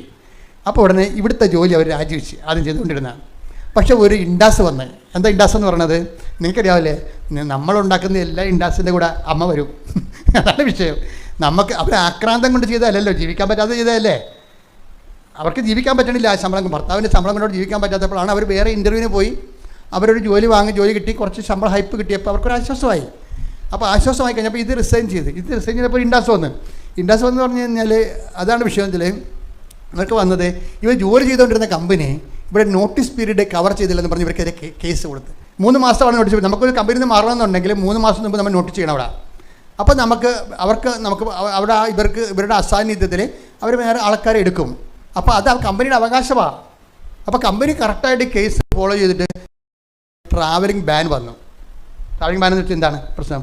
ഇവർ നോട്ടീസ് പീരീഡ് 90 ദിവസം ഉണ്ടായിട്ടും 10 ദിവസത്തിനുള്ളിൽ ഇവർ അവിടുന്ന് റിലീവ് ചെയ്തിരിക്കുകയാണ്. അപ്പോൾ നോട്ടീസ് പീരീഡ് അനൗൺസ് ചെയ്തിട്ടില്ല, ഇവർ നോട്ടീസ് കൊടുത്തിട്ടില്ല. ഞാൻ ഈ കമ്പനിയിൽ നിന്ന് മാറുകയാണെന്ന് കമ്പനിയോട് പറഞ്ഞിട്ടില്ല. അവരുടെ കമ്പനിക്ക് സ്വാഭാവികമായിട്ട് HR കേസ് കൊടുക്കാനുള്ള വകുപ്പുണ്ട്, അല്ലെങ്കിൽ അയാളുടെ ജോലി പോകും. അയാൾ കേസ് കൊടുത്ത് കോടതി ഇവർക്ക് പേപ്പർ വന്ന് നിങ്ങൾക്ക് ട്രാവൽ ബാനാണെന്ന് പറഞ്ഞ്. എന്താണ്? നിങ്ങളെ കള്ളത്തരം കാണിച്ചു, കമ്പനിയെ വഞ്ചിച്ചു, കമ്പനിക്ക് നിങ്ങൾ കാരണം നഷ്ടങ്ങളുണ്ടായി. അത് കാരണം 2 ലക്ഷം എന്തോ ദർഹമോ എന്തോ അത്രയും 2 ലക്ഷം രൂപയോ ദർഹം എന്നാണ് അവർ പറയണത്. അപ്പോൾ അവർ പറയണത് 8833 ദർഹം എന്നാണ് പറയണത്. അത്രയത്തിനാണ് പെനാൽറ്റി വന്നിരിക്കുന്നത്. അപ്പോൾ എന്ത് പറ്റി? വൈഫ് ജോലി രാജിവെക്കുകയും ചെയ്ത് പുതിയ ജോലി പ്രവേശിക്കണമെങ്കിൽ റിലീവിങ് ഓർഡർ വേണം. ഈ കമ്പനിയിൽ നിന്ന് ഇവർ നോട്ടീസ് പീരീഡ് കഴിഞ്ഞ് ഞങ്ങൾക്ക് റിലീവ്ഡ് ചെയ്യുമെന്ന് പറഞ്ഞ് പേപ്പർ മേടിച്ചാൽ മാത്രമേ അവിടുത്തെ നിയമം അനുസരിച്ച് പുതിയ കമ്പനി വൈഫിനെ എടുക്കാൻ പറ്റത്തുള്ളൂ. ആ വൈഫിനെ അവിടെ എടുക്കാൻ പറ്റത്തില്ല. ഇവിടെ റിലീവിങ് ഓർഡർ കൊടുക്കത്തില്ല. കാര്യം നോട്ടീസ് പീരീഡ് അനൗൺസ് ചെയ്തിട്ടില്ല. അതുകൊണ്ട് കേസുമായി. അതുപോലെ തന്നെ ഇവർ അകത്ത് പോണ കണ്ടീഷനായി. എല്ലാം പെട്ടെന്ന് ഇങ്ങനെ മാറി മറിഞ്ഞ് ഇങ്ങനെ ജീവിതം നമ്മുടെ കയ്യിൽ നിന്ന് വിട്ടുപോണ സമയത്തും പിന്നെ എന്താണ് അവരപ്പം തന്നെ ചെയ്യണം. ആൾക്കാർ ചെയ്യണം എന്താണ്? അപ്പം തന്നെ ഓൺലൈൻ ഉടമ്പടി എടുക്കും. ഓൺലൈൻ ഉടമ്പടി എടുത്തിട്ട് ആൾക്കാർ ഉടനെ ചെയ്യണം എന്താണെന്ന് അറിയാമോ? 2 കാര്യം ചെയ്യും. ഒന്ന്, സാക്ഷ്യങ്ങളെല്ലാം കേൾക്കാൻ തുടങ്ങും. കാര്യം സാക്ഷ്യങ്ങൾ കേട്ടാലുള്ള ഗുണമെന്ന് അറിയാമോ? നമ്മളുടേതായിട്ടുള്ള വിഷയത്തിന് സാക്ഷ്യം ഉണ്ടാവും. അതതിൻ്റെ ഗുണമെന്ന് പറയുന്നത്. സാക്ഷ്യം കേൾക്കും. പിന്നെ എന്ത് ചെയ്യും, ഇതെങ്ങനെ ഇത് മൂവ് ചെയ്യണമെന്ന് അച്ഛൻ്റെ പ്രസംഗം അവർ കേൾക്കും. ധ്യാനം, ഈ അച്ഛൻ്റെ ഈ ഉടമ്പടി ധ്യാനം കൂടി ഇത് രണ്ടും കൂടി കേട്ടിട്ട് ഇവൾ എന്ത് ചെയ്തു വെച്ചാൽ അമ്മയോട് പറഞ്ഞു, അമ്മേ ഞങ്ങൾ അകത്ത് പോകും, ഞങ്ങൾ നാട്ടിൽ വരുമ്പോൾ തീർച്ചയായിട്ടും ഇവിടെ വന്ന് തീർത്ഥാടന ഉടമ്പടി ചെയ്തോളാം, ഞങ്ങൾ ഇപ്പം തന്നെ ഉടമ്പടിയിലേക്ക് മാറുകയാണ്, ഞങ്ങൾ ജീവിത ഉടമ്പടിയിലോട്ട് മാറുകയാണ്, അമ്മ ഈ ഒരു അവസ്ഥയിൽ ഞങ്ങളെ സഹായിക്കണമെന്ന് പറയും. സഹായിക്കണമെന്ന് പറഞ്ഞ് ഓൺലൈൻ ഉടമ്പടി എടുത്തിട്ട് അപ്പോൾ രാത്രി ആകുമ്പോൾ ഇവരുടെ ഈ ലേഡി ഒരു സ്വപ്നം കാണും. എന്താ കാരണം, അത് 3883 എഴുതി കാണിക്കും അമ്മ, 3883. അപ്പോൾ ഇവർ രാവിലെ എൻ്റെ ഹസ്ബൻഡിനോട് പറയും 3800, മറ്റത് 8883, ഇത് 3883 എഴുതി കാണിക്കണം എന്ന് പറയും. അവിടെ രാവിലെ ഇവർ ഡെയിലി ബ്രെഡ്, രാത്രി സ്വപ്നം കണ്ടെത്തും രാവിലെ ഡെയിലി ബ്രെഡ് കൂടുകയാണ്. ഡെയിലി ബ്രെഡ് കൂടുമ്പോൾ ഞാൻ ഡെയിലി ബ്രെഡിലൂടെ പറയും, നിങ്ങളുടെ മൊബൈലിൽ 1 മണിക്കൂർ കഴിയുമ്പോൾ ഒരു മെസ്സേജ് വരും, അത് അമ്മ നിങ്ങൾക്ക് അയക്കണ മെസ്സേജാണെന്ന് പറയും. അവിടെ നിങ്ങൾ പറയും, നിങ്ങൾ മൊബൈലിൽ ഉടനെ വിശ്വാസപ്രമാണം ചൊല്ലി കുരിശിടാൻ പറയും. അപ്പോൾ ഞാൻ ഇവിടുന്ന് പറയണതാണിതേ, എനിക്കിതിനെക്കുറിച്ചൊന്നും അറിയത്തില്ല. അതായത് ഈ അമ്മ എന്ത് ഈ കാലത്ത് ഹൈടെക് എന്ന് നമുക്ക് ഇതിനെ വിളിക്കാൻ പറ്റത്തില്ല, അതിനേക്കാൾ ഫാസ്റ്റായിട്ടാണ് ഇവർ പറയുന്നത്. അപ്പോൾ അവരത് വിശ്വസിക്കും, എൻ്റെ മൊബൈലാണിത് വരാൻ പോകണമെന്ന് വിശ്വസിക്കും. 1 മണിക്കൂർ കഴിഞ്ഞപ്പോൾ അവിടെ മൊബൈലിലേക്ക് ഒരു മെസ്സേജ് വരും. അതെന്താ പറയണത്, നിങ്ങളുടെ കോർട്ടിലെ വിഷയം റൈറ്റ് ഓഫ് ചെയ്തിട്ടുണ്ട്, ആ കോർട്ട് എന്ന കേസ് തള്ളി നിങ്ങൾ 3883 രൂപ അടച്ചാൽ മതിയെന്ന്. അപ്പോൾ 2 ലക്ഷം രൂപ എന്ന് പറഞ്ഞ സാധനമാണ്. 2 ലക്ഷം രൂപ എന്ന് പറഞ്ഞ സംഭവം 2 ലക്ഷത്തിന് പോയിട്ട് അവർ 20,000 രൂപ പോലും അവിടെ ഇല്ലായിരുന്നു. പക്ഷേ ഇപ്പോൾ എന്താ പറഞ്ഞത്, അത് കുറച്ചിട്ട് എന്നിട്ട് രാവിലെ, അപ്പോൾ രാത്രി അമ്മ സ്വപ്നം കാണിച്ച് അത് ആ അക്കം തന്നെയാണ് രാവിലെ മൊബൈലിൽ വരണത്. ഇത് നമുക്ക് എങ്ങനെ എക്സ്പ്ലെയിൻ ചെയ്യാൻ പറ്റുമെന്ന് പോലും അറിയാൻ പാടില്ല. എന്നോട് അച്ഛന്മാർ ചോദിച്ചത്, ജോസഫച്ചനല്ലേ മാതാവിനെ കണ്ടോളൂ, വേറെ വല്ലവരും കണ്ടാ? ഇപ്പം കണ്ടുകൊണ്ടിരിക്കുന്ന ആൾക്കാർ, അത് ചിന്തിക്കാൻ പറ്റാത്ത രൂപത്തിൽ ആൾക്കാർ അമ്മയെ കണ്ടുകൊണ്ടിരിക്കുകയാണ്. എല്ലാവരുടെയും അവർ ഓൺലൈൻ ഉടമ്പടി പോലും. എൻ്റെ മക്കളെ ഒരു പ്രശ്നം വെച്ചാൽ, ഓൺലൈൻ ഉടമ്പടി എനിക്ക് തോന്നുന്നത്, എനിക്ക് നിങ്ങൾക്ക് ഒരു ഉപദേശം തരാനുള്ളതെന്ന് വെച്ച് കഴിഞ്ഞാൽ, നിങ്ങൾ ആദ്യം തന്നെ നിങ്ങളെ ഫ്യൂച്ചർ, ദൈവത്തിൻ്റെ ഒരു പ്രശ്നം വെച്ചാൽ ഫ്യൂച്ചറിൽ നിങ്ങൾ ചെയ്യാൻ പോകുന്ന കാര്യങ്ങൾ ദൈവം നേരത്തെ അക്കൗണ്ട് ചെയ്യും. അതാണ് വിഷയം. ഇപ്പോൾ ഇന്നലെ നിങ്ങൾ വരുന്നതിന് ഏറ്റവും പ്രശ്നം എന്ന് വെച്ചാൽ, നമ്മളെപ്പോഴും ഈ ആത്മീയതയിൽ അമിത പ്രാധാന്യം കൊടുക്കുന്നത് പണ്ട് ചെയ്ത പാപങ്ങൾക്കാണ്. That is nonsense. അതല്ല പ്രശ്നം. പണ്ട് ചെയ്ത പാപങ്ങൾക്ക്, അയ്യോ എന്നിൽ അങ്ങനെ സംഭവിച്ചു, എനിക്ക് ദൈവത്തിന് അറിയാൻ പറ്റായിരുന്നു, എൻ്റെ ഇങ്ങനെ സംഭവിക്കും, ഞാൻ എന്ത് ചെയ്യാനാണ്, ദൈവത്തിന് തിരിഞ്ഞ് നോക്കത്തില്ല, എൻ്റെ ജീവിതം പോക്കേണ്ട പ്രാർത്ഥന ദൈവം കേൾക്കത്തില്ല, പറഞ്ഞ് ആളിഞ്ഞ മോന്തമായിട്ട് പിച്ചുമ്പോൾ പറഞ്ഞു കൊടുക്കുന്നത് nonsense. You should not do it. നീ എന്താ ചെയ്യേണ്ടത്, നീ ചെയ്യാൻ പോകുന്ന കാര്യം ദൈവം അതാണ് അക്കൗണ്ട് ചെയ്യാൻ പോകുന്നത്. ഇനി നിൻ്റെ ജീവിതത്തിൽ നീ ദൈവത്തിനൊപ്പം ചെയ്യാൻ പോകുന്ന എല്ലാ വിഷയങ്ങളും കർത്താവ് കൗണ്ട് ചെയ്യും. കർത്താവ് കൗണ്ട് ചെയ്തുകൊണ്ടാണ് നിങ്ങളെ ഹെൽപ്പ് ചെയ്യാൻ പോണത്. ഇപ്പോൾ നിങ്ങൾ ഓൺലൈൻ ഉടമ്പടി എടുക്കുമ്പോൾ തന്നെ ദൈവത്തെ അറിയാം, ഈ ഉടമ്പടി ഫിസിക്കലായിട്ട് ഇവർ അട്ടിച്ചു പൊളിച്ച് ആത്മാർത്ഥതയും സത്യസന്ധതയും കാണിക്കും എന്ന് അമ്മയ്ക്കൊരു ബോധ്യം കിട്ടിക്കഴിഞ്ഞാൽ, വേറെ ഇവിടെ ഒരു പ്രോബ്ലം ഉള്ള എൻ്റെ മക്കളെ ബോധ്യം കിട്ടുകയെന്ന് മാത്രമേ ഉള്ളൂ. ദൈവത്തിനൊരു ബോധ്യം കിട്ടണം. എന്ത് കിട്ടണം, നിങ്ങൾ സത്യസന്ധരാണെന്നും ആത്മാർത്ഥമുള്ളവരാണെന്നും കാര്യം കണ്ടു കഴിയുമ്പോൾ ദൈവത്തിൽ നിന്ന് പിരിഞ്ഞു പോകത്തില്ല. പല ആൾക്കാർക്കും ഉടമ്പടിയിലെ ആൾക്കാർക്ക് അബദ്ധം പറഞ്ഞ് എവിടെ നിന്നറിയാമോ, അവിടെ കുഴപ്പമില്ല, അറിവില്ലായ്മ കൊണ്ടാണ്. അവർ വിചാരിച്ചിരിക്കുന്നത് ഈ 90 ദിവസം കഴിയുമ്പോൾ പിന്നെ നമുക്ക് ഇഷ്ടമുള്ള പോലെ ജീവിക്കാനില്ല എന്നാണ്. അതാണ് ആൾക്കാർ ചിന്തിക്കുന്നത്. അവിടെയാണ് ആൾക്കാർക്ക് പണി കിട്ടുന്നത്. 90 ദിവസം കഴിയുമ്പോൾ പിന്നെ 5:30 എഴുന്നേക്കേണ്ട കാര്യമില്ല, 7 മണിക്ക് എഴുന്നേറ്റാൽ മതി, പട്ടി കിടക്കണം, അവിടെ കിടന്ന് ഉറങ്ങാമില്ല. അപ്പോൾ ഇത് ദൈവത്തിന് നിങ്ങളുടെ മനസ്സിലൊരു വിചാരം വന്നാൽ തന്നെ അപ്പം തന്നെ അവിടെ കൗണ്ടാവും. അതാണ് ഈ ആൾക്കാർ പണി മേടിക്കുന്നത്. ഇപ്പം നിങ്ങൾ ഓർക്കണം, 90 ദിവസം വരെ 5:30 എഴുന്നേറ്റാൽ മതി, 90 ദിവസം കഴിഞ്ഞാൽ പിന്നെ എനിക്ക് 7 മണിക്ക് എഴുന്നേറ്റാൽ മതിയല്ല എന്ന് തോന്നിക്കഴിഞ്ഞാൽ, അല്ലെങ്കിൽ 90 ദിവസം കഴിയുമ്പോൾ ഒരു പെക്ക് അടിച്ചാൽ കുഴപ്പമൊന്നുമില്ലല്ലോ, ഇപ്പോഴല്ല ഇങ്ങനെ ഇരിക്കണം എന്ന് പറഞ്ഞാൽ, നിങ്ങൾ ഭാവിയിലുള്ള കാര്യത്തെക്കുറിച്ച്, ഉടമ്പടി തീരണ കാലത്ത് നിങ്ങൾ ചെയ്യാൻ പോകുന്ന പാപങ്ങളെക്കുറിച്ച് നിങ്ങൾ മനസ്സിൽ വിചാരിച്ചിട്ട് വെറുതെ ഇരുട്ടത്ത് പണി മേടിക്കും. അതാണ് ഈ വിഷയം. ആൾക്കാർക്ക് തന്നെ സംഭവിക്കുന്നത്, ദൈവത്തിൻ്റെ അടുത്ത് പണി നടക്കത്തില്ല. ദൈവം ഈ സത്യമാണെന്ന് പറഞ്ഞുകൊണ്ടേ, സത്യമാണെന്ന് പറഞ്ഞ കാരണം സത്യമല്ലാത്ത വിഷയങ്ങൾ നമുക്ക് ദൈവമായിട്ട് ഡീൽ ചെയ്യാൻ പറ്റത്തില്ല. അപ്പം നമ്മുടെ മുമ്പിലുള്ള റിസ്ക് എന്ന് പറയുന്നത്, നമ്മൾ കുറച്ച് ഈ വിഷയത്തിൽ കർത്താവ് നിങ്ങൾക്ക് അറിയാമല്ലോ, ഇത് അതായത് ഉടമ്പടി വന്നിരിക്കുന്നൊരു വിഷയം, ഒരു ധാരണ പിശകെന്ന് പറയണത് 90 ദിവസം കൊണ്ട് ഉടമ്പടി തീരുമെന്നാണ്. പക്ഷെ പ്രഗ്മാറ്റിക് എന്നതാണ് ഈ പ്രയോഗം ദൈവത്തെ ഉപയോഗിക്കുന്ന രീതിക്കാണെങ്കിൽ ഓക്കെ, 90 ദിവസം കൂടെ തീരും.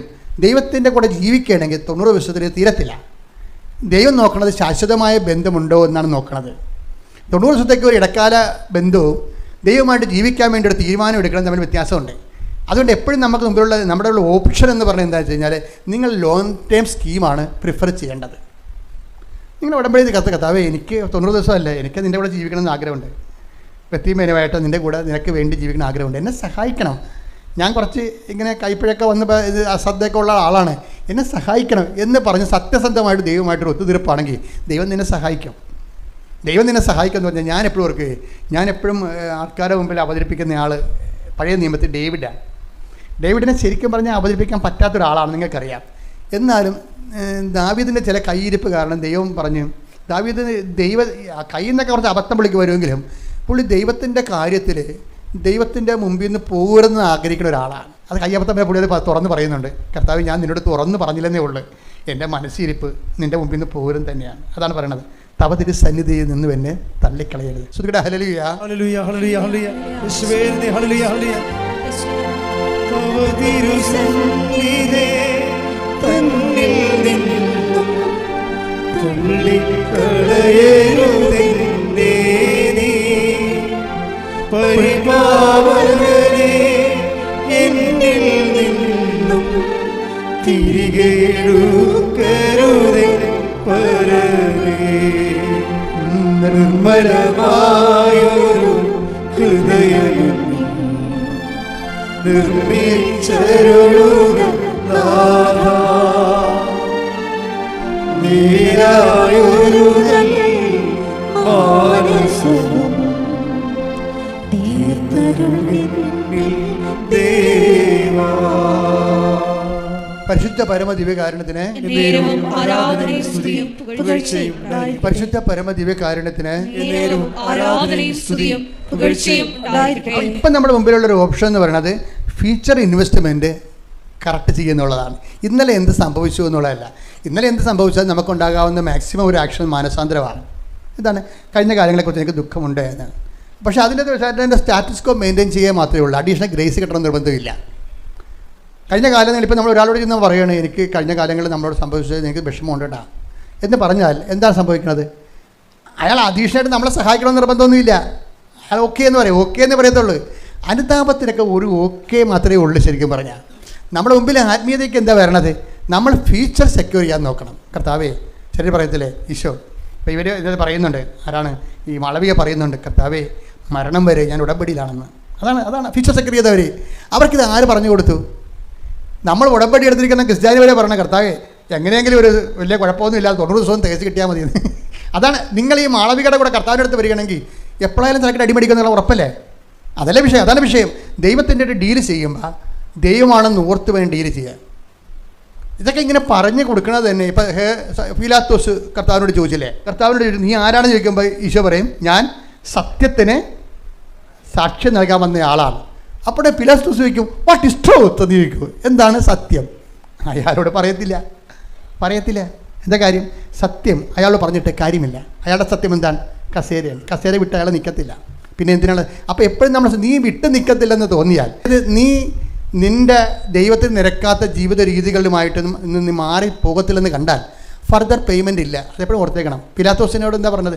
പീലാത്തോസ്, ഞാൻ സത്യത്തിന് സാക്ഷ്യം വഹിക്കാം. ടേക്ക് ദ വെടപ്പാട് ശ്രദ്ധിക്കട്ടെ. ഹല്ലേലൂയ, ഹല്ലേലൂയ, ഹല്ലേലൂയ, ഹല്ലേലൂയ. യേശുവേ നന്ദി, ഹല്ലേലൂയ, ഹല്ലേലൂയ. യേശുവേ ആരാധന, ആരാധന, ആരാധന. യേശുവേ നന്ദി, ഹല്ലേലൂയ. യോഹന്നാൻ 18:37. പീലാത്തോസ് ചോദിച്ചു, ചോദിച്ചു, അപ്പോൾ നീ രാജാവാണ് അല്ലേ? അപ്പോൾ നീ രാജാവാണല്ലേ? യേശു പ്രതിവചിച്ചു, നീ തന്നെ പറയുന്നു ഞാൻ രാജാവാണെന്ന്. നീ തന്നെ പറയുന്നു ഞാൻ രാജാവാണ്. ഇതിനു വേണ്ടിയാണ് ഞാൻ ജനിച്ചത്. ഇതിനു വേണ്ടിയാണ് ഞാൻ ജനിച്ചത്. ഇതിനു വേണ്ടിയാണ് ഞാൻ ഈ ലോകത്തിലേക്ക് വന്നതും. ഇതിനു വേണ്ടിയാണ് ഞാൻ ഈ ലോകത്തിലേക്ക് വന്നത്. സത്യത്തിന് സാക്ഷ്യം നൽകാൻ. സത്യത്തിന് സാക്ഷ്യം നൽകാൻ. സത്യത്തിൽ നിന്നുള്ളവൻ എന്റെ സ്വരം കേൾക്കുന്നു. എന്റെ സ്വരം കേൾക്കുന്നു. പീലാത്തോസ് അവനോട് ചോദിച്ചു, എന്താണ് സത്യം? എന്താണ് സത്യം? അപ്പോൾ എന്താണ് സത്യം എന്ന് പറഞ്ഞിട്ട് പീലാത്തോസിനോട് ആ സത്യം പറയണില്ല യേശു, വെളിപ്പെടുത്തണില്ല. യേശു നേരത്തെ പറഞ്ഞിട്ടുണ്ട് ഞാനാണ് സത്യമെന്ന്, വേറെ സ്ഥലത്ത് പറഞ്ഞിട്ടുണ്ട്. പക്ഷേ പീലാത്തോസിനത് പറയണില്ല. ഫർദർ റെവലേഷൻ ഇല്ല പീലാത്തോസിന്. എന്താ കാര്യം? അയാൾ അത് സത്യം അറിഞ്ഞിട്ടും അയാളെ കസേരയിൽ നിന്ന് വിടത്തില്ല. അതാ വിഷയം.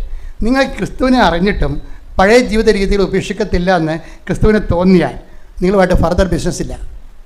അത് വളരെ സീരിയസ് വിഷയമാണ്. നിങ്ങൾ ക്രിസ്തുവിനെ അറിഞ്ഞിട്ടും നിങ്ങളുടെ ഇതുവരെയുള്ള ദൈവത്തിൽ നിരക്കാത്ത ജീവിത രീതികളിൽ നിന്ന് നിങ്ങൾ മാറാൻ ഉദ്ദേശിക്കണില്ല എന്ന് ക്രിസ്തുവിന് മനസ്സിലായാൽ നിങ്ങൾ ഫർദർ കറസ്പോണ്ടൻസ് ഇല്ല, മുന്നോട്ട് പോകാൻ പറ്റത്തില്ല. അതുകൊണ്ടാണ് നിങ്ങൾ വരണ്ട് ഉണങ്ങി ഒക്കെ ഇങ്ങനെ വലിയ ഗതി കിട്ടാതെ ഇങ്ങനെ പറഞ്ഞു നടക്കുന്ന കാരണം ഇതാണ്. ഇതൊരു ഡിസിഷൻ എടുക്കണം.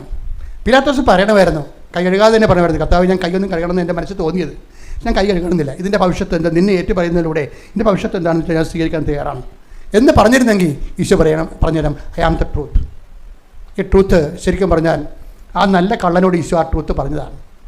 കാര്യം അവനത് സ്വീകരിച്ചുകൊണ്ടാണ് പറഞ്ഞത്. സ്വീകരിക്കാൻ തയ്യാറാകണമെന്നുള്ള പ്രശ്നം. സ്വീകരിക്കാൻ തയ്യാറാണെങ്കിൽ ഇവനാണ് ക്രിസ്തു എന്ന് പറഞ്ഞില്ല ഈശോ. മത്തായി 11:14. മത്തായി 11:14. നിങ്ങൾ സ്വീകരിക്കാൻ തയ്യാറാണെങ്കിൽ നിങ്ങൾ സ്വീകരിക്കാൻ തയ്യാറാണെങ്കിൽ ഇവനാണ് വരാനിരിക്കുന്ന ഏലിയ. ഇവനാണ് വരാനിരിക്കുന്ന ഏലിയ. അപ്പോൾ ഈ വചനത്തിൻ്റെ അകത്തുള്ള എല്ലാ ഫേവേഴ്സ്, ആനുകൂല്യങ്ങൾ അത് ബേസ് ചെയ്തിരിക്കുന്നത് നമ്മുടെ റിസപ്ഷൻ കപ്പാസിറ്റിയുമായിട്ട് ബന്ധപ്പെടുത്തിയാണ്. അതിൻ്റെ ഒരു ടെക്നിക്ക് അതാണ്. വചനത്തിൽ ഒത്തിരി ആനുകൂല്യങ്ങളുണ്ട്.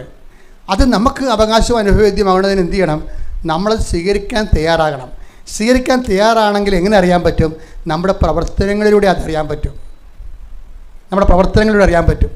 ഈ ഉടമ്പടിയിൽ വരുന്നൊരു വിഷയം, പ്രാർത്ഥനയ്ക്ക് ഇതിനൊരു 20% ചാൻസേ ഉള്ളൂ. ബാക്കിയെല്ലാം പ്രവർത്തനത്തിനാണ് കിടക്കുന്നത്. അപ്പോൾ നമ്മുടെ പ്രവർത്തനങ്ങളിലൂടെയാണ് നമ്മുടെ ഉടമ്പടി ദൈവം നീതീകരിക്കണം, നമ്മൾ സ്വീകരിച്ചു എന്ന് പറയണത്. അപ്പോൾ ഉടമ്പടി സ്വീകരിക്കുക എന്ന് വെച്ച് കഴിഞ്ഞാൽ അതിൻ്റെ അർത്ഥം നമ്മൾ സത്യസന്ധമായി ഇന്നലെ എന്നൊക്കെ ശരിക്കും ഒരു യൂ ടേൺ വരികയാണ് നമ്മുടെ ജീവിതത്തിൽ. എന്താ കാര്യം? നമ്മൾ ദൈവമായിട്ട് ഫിസിക്കലായിട്ട് കണ്ടുമുട്ടുകയാണ്. ഇപ്പോൾ സാക്ഷ്യങ്ങളെല്ലാം കിടക്കണം അങ്ങനെയല്ലേ? എല്ലാ സാക്ഷ്യങ്ങളും ഒരു ആഴ്ച ഒരു 5 പേരെങ്കിലും നേരിട്ട് കിട്ടിയ ദൈവാനുഭവങ്ങളും സ്വപ്നങ്ങളും ദർശനങ്ങളും വെളിപാടുകളും അരുളപ്പാടുകളും അതുപോലെ അറിവുകളും എല്ലാം ഇങ്ങനെ ആൾക്കാർ പറയും. അപ്പോൾ ഇത് അനന്തമായ ഒരു സാധ്യതയുമായിട്ടാണ് ഉടമ്പടി നമ്മുടെ മുമ്പിൽ ദൈവം ഈ കാര്യങ്ങൾ നിങ്ങളതിൻ്റെ ഭാഗമാക്കിയിരിക്കുകയാണ്. പ്രാർത്ഥിക്കുക. കർത്താവായ ദൈവമേ, ഉടമ്പടി ജീവിതം കേവലം എൻ്റെ ആവശ്യങ്ങൾക്ക് വേണ്ടി ഒരു ആധ്യാത്മിക ആചരണം നടത്തുന്നതിനേക്കാൾ ഉപരിയായി സത്യസന്ധമായി സുവിശേഷത്തിന് സാക്ഷ്യം വഹിക്കുന്ന ഒരു ദൈവ അധിഷ്ഠിതമായ ജീവിതത്തിനായി എന്നെ ഒരുക്കണമേ. ശ്രുതികട ഹല്ലേലൂയ, ഹല്ലേലൂയ, ഹല്ലേലൂയ, ഹല്ലേലൂയ. മഹത്വം ദൈവപിതാവേ, നന്ദി ദൈവപിതാവേ, മഹത്വം ദൈവപിതാവേ, ആരാധന. എത്ര ദുർഘടമായ ജീവിത വിഷയങ്ങളാണെങ്കിലും നമ്മുടെ ജീവിതം ഇങ്ങനെ തുലാസി തൂങ്ങുന്ന പോലെ നിന്നാൽ പോലും നീ സത്യസന്ധമായ ഉടമ്പടിയിലാണെങ്കിൽ ദൈവം നിൻ്റെ ഏത് അവസ്ഥയിലും നിൻ്റെ കൂടെ വന്ന് നിൽക്കണ കാണാം. അതാണ് ഈ ആഴ്ചത്തെ ഈ 3 സാക്ഷ്യങ്ങൾ നമുക്ക് നൽകുന്ന ഒരു വെളിപാടെന്ന് പറയുന്നത്.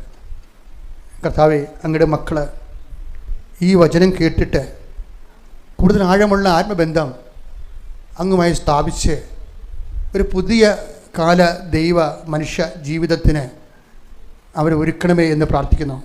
പരിശുദ്ധ പരമാദിവ്യ കാരുണ്യത്തിന് ആരാധനയും സ്തുതിയും പുകഴ്ചയും ഉണ്ടായിരിക്കട്ടെ. പരിശുദ്ധ പരമാദിവ്യ കാരുണ്യത്തിന് ആരാധനയും സ്തുതിയും പുകഴ്ചയും ഉണ്ടായിരിക്കട്ടെ. പരിശുദ്ധ പരമാദിവ്യ കാരുണ്യത്തിന് നേരവും ആരാധനയും സ്തുതിയും പുകഴ്ചയും ഉണ്ടായിരിക്കട്ടെ.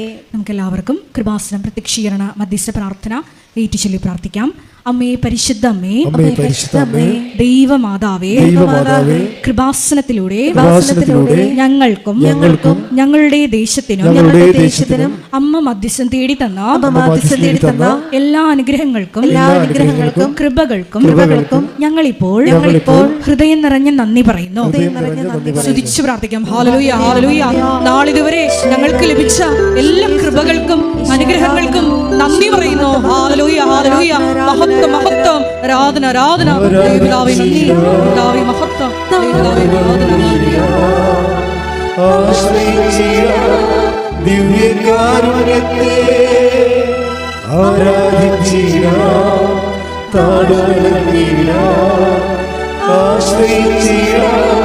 ദിവ്യകാരുണ്യത്തെ.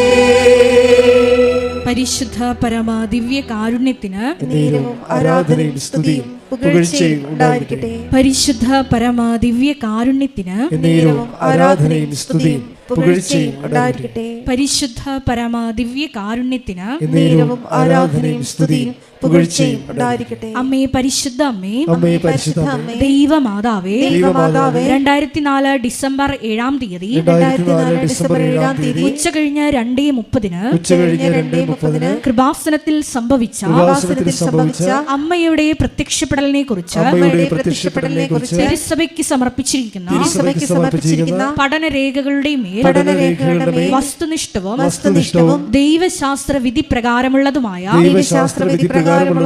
അന്വേഷണ പഠനങ്ങൾ നടത്തി ആ പ്രത്യക്ഷപ്പെടലിലൂടെ പ്രകടമായ ദൈവമാതാവിന്റെ പ്രത്യേക കരുതലും സംരക്ഷണവും വെളിപ്പെടുത്തുന്ന പീഡിതരുടെ ആശ്വാസവും പ്രവാചകന്മാരുടെ രാജ്ഞിയും വാഗ്ദാനത്തിന്റെ പേടകവും പ്രപഞ്ച പ്രകൃതിയുടെ മാതാവുമായ പരിശുദ്ധ അമ്മയുടെ ഭക്തി തിരുസഭയിൽ ജീവിതത്തിന്റെ ദുരിത ദുരന്ത അവസ്ഥകളിൽ അകപ്പെട്ട് കഴിയുന്ന അനേകായിരം മക്കൾക്ക് ദൈവത്തിന്റെ സാന്നിധ്യവും സന്ധിപ്പും കൂടുതൽ അനുഭവിക്കുക വഴി ആത്മീയ വിശുദ്ധിയും ദൈവശക്തിയും കൈവരിക്കുവാൻ ഞങ്ങളുടെ കുടുംബങ്ങളെ ഇടയാക്കണമേ. സ്തുതിച്ചു പ്രാർത്ഥിക്കാം. ഹല്ലേലൂയ, ഹല്ലേലൂയ, ഹല്ലേലൂയ. ദിവ്യകാരുണ്യനാഥ, മരിയൻ ഉടമ്പടിയെടുത്ത് പ്രാർത്ഥിക്കുന്ന ഞങ്ങളുടെ കുടുംബങ്ങളെ വിശുദ്ധീകരിക്കണമേ എന്ന് പ്രാർത്ഥിക്കുന്നു, ശക്തീകരിക്കണമേ എന്ന് പ്രാർത്ഥിക്കുന്നു, ആത്മാവാൽ വഴി നടത്തണമേ എന്ന് പ്രാർത്ഥിക്കുന്നു, വലിയ വലിയ സാക്ഷികളാക്കി നിർത്തണമേ എന്ന് പ്രാർത്ഥിക്കുന്നു. Hallelujah, hallelujah. ദൈവപിതാവേ നന്ദി, ദൈവപിതാവേ മഹത്വം, ദൈവപിതാവേ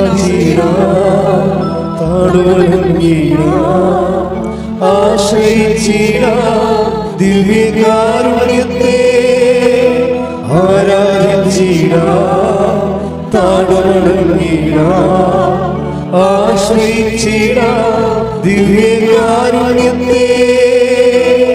പരിശുദ്ധ പരമ ദിവ്യ കാരുണ്യത്തിന് ആരാധനയും സ്തുതിയും പുകഴ്ചയും ഉണ്ടായിരിക്കട്ടെ. പരിശുദ്ധ പരമ ദിവ്യ കാരുണ്യത്തിന് ആരാധനയും സ്തുതിയും പുകഴ്ചയും ഉണ്ടായിരിക്കട്ടെ. പരിശുദ്ധ പരമ ദിവ്യ കാരുണ്യത്തിന് ആരാധനയും സ്തുതിയും പുകഴ്ചയും ഉണ്ടായിരിക്കട്ടെ. അമ്മേ പരിശുദ്ധ അമ്മേ, അമ്മേ പരിശുദ്ധ അമ്മേ, ഭൂസ്വർലോകങ്ങളുടെ രാജ്ഞിയായ അങ്ങേയ്ക്ക് ഭൗമ സംരക്ഷണത്തിനായി പ്രപഞ്ച പ്രകൃതിയെ തന്നെ തിരുസഭ പ്രതിഷ്ഠിക്കുവാൻ ഈ പ്രത്യക്ഷീകരണം വഴി ഇടയാക്കണമേ. പരിശുദ്ധ അമ്മേ, ജപമാല മാതാവേ, സകല കൃപാസനം പ്രാർത്ഥനകളോടും ചേർത്ത് ഞങ്ങൾ ഇപ്പോൾ പ്രാർത്ഥിക്കുന്ന ഈ സമൂഹത്തിന്റെ പ്രത്യേക നിയോഗങ്ങളും മൗനമായിട്ട് നമ്മുടെ വ്യക്തിപരമായ പ്രാർത്ഥനാ വിഷയങ്ങളും സമാനമായിട്ടുള്ള ജീവിത ദുരിതങ്ങളിലൂടെ കടന്നുപോകുന്ന മക്കളെയും കൃപാസനത്തിൽ ജീവനോടെ പ്രത്യക്ഷയായ ദൈവമാതാവിൻ്റെ മധ്യസ്ഥയിൽ ദിവ്യകാരുണ്യ സന്നിധിയിൽ സമർപ്പിച്ച് നമുക്കൊരു നിമിഷം പ്രാർത്ഥിക്കാം.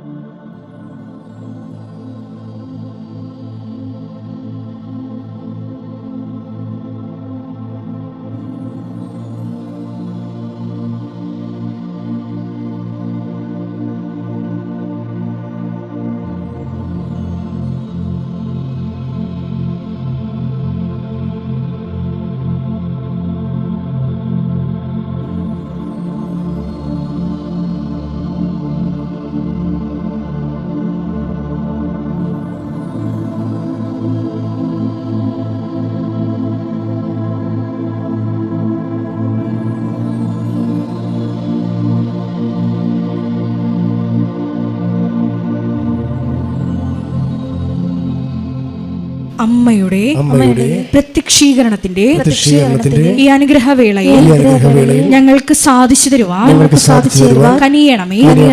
ആമേൻ. സ്തുതിച്ചു പ്രാർത്ഥിക്കാം. ഹല്ലേലൂയ, ഹല്ലേലൂയ, ഹല്ലേലൂയ, ഹല്ലേലൂയ. ഒരിക്കൽ കൂടി നാളുകളെ കൃപാസനത്തിൽ വന്ന് മരിയൻ ഉടമ്പടിയെടുത്ത് പ്രാർത്ഥിച്ചു പോയിട്ടുള്ള മുഴുവൻ മക്കളെയും, ഓൺലൈനായി ഉടമ്പടിയെടുത്ത് പ്രാർത്ഥിക്കുന്ന മക്കളെയും, ലൈറ്റ് ക്യാൻഡിൽ പ്രയർ വഴിയായിട്ടും അവർ ഡെയിലി ഇവരുടെ പ്രാർത്ഥനയിലൂടെയും എല്ലാം ഞങ്ങളുടെ നിയോഗങ്ങൾ സമർപ്പിക്കുന്ന ഓരോ മക്കളുടെയും വ്യക്തിപരമായ ആവശ്യങ്ങളെ ഞങ്ങൾ അൾത്താരയിൽ സമർപ്പിച്ച് പ്രാർത്ഥിക്കുന്നു. ഏറെ പ്രത്യേകമായിട്ട് ജീവിത ദുരിതങ്ങളിലൂടെ കടന്നു പോകുന്ന മക്കളുടെ പ്രത്യേകമായ നിയോഗങ്ങളെ ഈ അൾത്താരയിൽ സമർപ്പിച്ച് പ്രാർത്ഥിക്കുന്നു. ഗുരുതരമായിട്ടുള്ള രോഗാവസ്ഥകളിലൂടെ കടന്നു പോകുന്ന മക്കളെ ഈ അൾത്താരയിൽ സമർപ്പിച്ച് പ്രാർത്ഥിക്കുന്നു. കടഭാരത്താൽ വലയുന്നവരെയും, ജോലി ഇല്ലാതെ വിഷമിക്കുന്നവരെയും, വിവാഹബന്ധം പിരിഞ്ഞു നിൽക്കുന്നവരെയും, മക്കളില്ലാതെ വിഷമിക്കുന്ന ദമ്പതികളെയും കുഞ്ഞുങ്ങൾ മക്കളെയും പ്രത്യേകമായിട്ട് സമർപ്പിച്ച് പ്രാർത്ഥിക്കുന്നു. ഈശോയുടെ ശക്തി എല്ലാ മേഖലകളിലും ഈ ആരാധനയുടെ യോഗ്യതയാൽ പ്രകടമാക്കണമേ എന്ന് പ്രാർത്ഥിക്കുന്നു. കൃപാസനത്തിൽ നടന്ന പരിശുദ്ധ അമ്മയുടെ പ്രത്യക്ഷീകരണ സ്ഥിരീകരണത്തിന് അനുഗ്രഹത്തിനായി ഈശോയെ മക്കളുടെ നിയോഗങ്ങളെ ഏറ്റെടുക്കണമേ എന്ന് പ്രാർത്ഥിക്കുന്നു. ഹല്ലേലൂയ ഹല്ലേലൂയ ഹല്ലേലൂയ. മഹത്വം മഹത്വം, ആരാധന ആരാധന. ഹല്ലേലൂയ ഹല്ലേലൂയ ഹല്ലേലൂയ. നമുക്ക് എല്ലാവർക്കും എഴുന്നേറ്റ് നിന്നുകൊണ്ട് കരങ്ങളടിച്ചുകൊണ്ട് ദൈവസ്നേഹത്തോടെ സന്തോഷത്തോടെ ദൈവത്തെ മഹത്വപ്പെടുത്തി ഗായക സംഘത്തോട് ചേർന്നുകൊണ്ട് പാടി പ്രാർത്ഥിക്കും.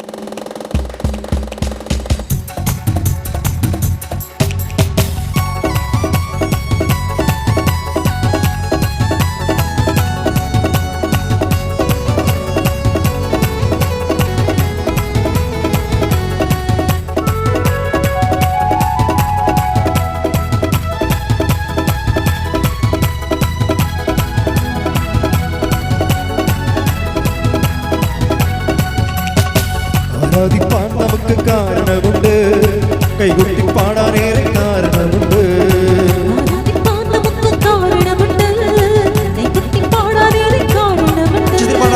ആരാധിപ്പാൻ നമുക്ക് കാരണമുണ്ട്, കൈകൊട്ടി പാടാനേറെ കാരണമുണ്ട്. ഹല്ലേലൂയ ഹല്ലേലൂയ, നമ്മുടെ യേശു ജീവിക്കുന്നു. എല്ലാവരും ചേർന്ന് ഹല്ലേലൂയ.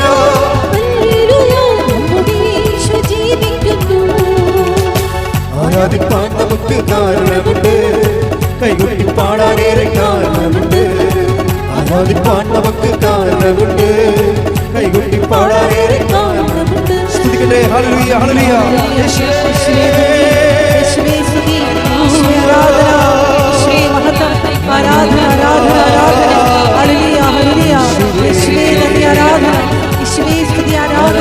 ഹല്ലേലൂയ ഹല്ലേലൂയ ഹല്ലേലൂയ. യേശുവേ നന്ദി, ആരാധന ആരാധന. ഹല്ലേലൂയ ഹല്ലേലൂയ ഹല്ലേലൂയ. യേശുവേ നന്ദി, ആരാധന, യേശുവേ സ്തുതി, ആരാധന, യേശുവേ മഹത്വം, ആരാധന ആരാധന ആരാധന. ഹല്ലേലൂയ ഹല്ലേലൂയ ആരാധന ആരാധന ആരാധന. ഹല്ലേലൂയ ഹല്ലേലൂയ. യേശുവേ നന്ദി, യേശുവേ ആരാധന. ഹല്ലേലൂയ.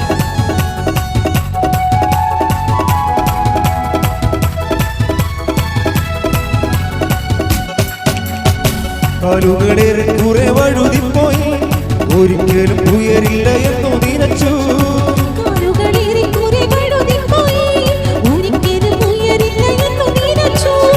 കാലുകളേറെ കുറെ വഴുതിപ്പോയി, ഒരിക്കലും ഉയരില്ല എന്നു നിനച്ചു. എന്റെ നിലവുകൾ ദൈവം മാറ്റി എഴുതി, പിന്നെ കാൽ വഴുതുവാനിടവന്നില്ല. എന്റെ നിലവുകൾ ദൈവം മാറ്റി എഴുതി, പിന്നെ കാൽ വഴുതുവാനിട. കരമുയർത്തി ഹല്ലേലൂയ ഹല്ലേലൂയ, നമ്മുടെ യേശു ജീവിക്കുന്നു. ഹല്ലേലൂയ ഹല്ലേലൂയ, നമ്മുടെ യേശു ജീവിക്കുന്നു. ആരാധിപ്പാൻ നമുക്ക് കാരണമുണ്ട്, കൈകൊട്ടി പാടാനേറെ കാരണമുണ്ട്. ആരാധിപ്പാൻ നമുക്ക് കാരണമുണ്ട്, കൈകൊട്ടി പാടാനേറെ കാരണമുണ്ട്. ഹല്ലേലൂയ ഹല്ലേലൂയ, നമ്മുടെ യേശു ജീവിക്കുന്നു. ഹല്ലേലൂയ ഹല്ലേലൂയ, നമ്മുടെ യേശു ജീവിക്കുന്നു. കൈകൾ കൂപ്പി കണ്ണുകളടച്ച് ഞാൻ നിങ്ങളുടെ എല്ലാ ആവശ്യങ്ങളെയും സമർപ്പിച്ചുകൊണ്ട് പ്രാർത്ഥിക്കുന്ന സമയമാണ്. വളരെ അനുഗ്രഹത്തിൻ്റെ ഒരു നിമിഷമാണ്. കർത്താവ് ജീവനോടെ എഴുന്നള്ളിയിരിക്കുകയും മാതാവ് ആ പ്രത്യക്ഷപ്പെടേണ്ട കാലത്തെന്ന പോലെ നമ്മുടെ കൂടെ മധ്യസ്ഥം വഹിക്കുകയും ചെയ്യുന്ന ഒരു ദൈവികമായ നിമിഷങ്ങളാണ്. കർത്താവെ, കൃപാസനത്താറെ ജീവനോടെ പ്രത്യക്ഷപ്പെട്ട പരിശുദ്ധ അമ്മയുടെ മാധ്യസ്ഥത്തിലെ ഞങ്ങളുടെ മക്കൾക്ക് വേണ്ടി പ്രാർത്ഥിക്കുകയാണ്. ഇവിടെ തീർത്ഥാടനത്തിൽ വന്നിട്ടുള്ളവരും ദൂരെ ഓൺലൈനായി ഇവിടെ പടി ധ്യാനം കൂടുന്നവരും അവിടെ മേലെല്ലാം കർത്താവെ നിൻ്റെ തിരുമുറുവാർന്ന വലതുകരം, അനുഗ്രഹത്തിൻ്റെ അഭിഷേക കരം, അടിപ്പിഴ പോലെ വൈദാഖാലമ ദൈവികമായ ശക്തി അവരിലേക്ക് ആവസിക്കുന്ന സൗഖ്യത്തിൻ്റെ കരം കർത്താവ് നിങ്ങളുടെ മേൽ വെക്കട്ടെ. ശ്രുതിക്കട്ടെ. ഹല്ലേലൂയ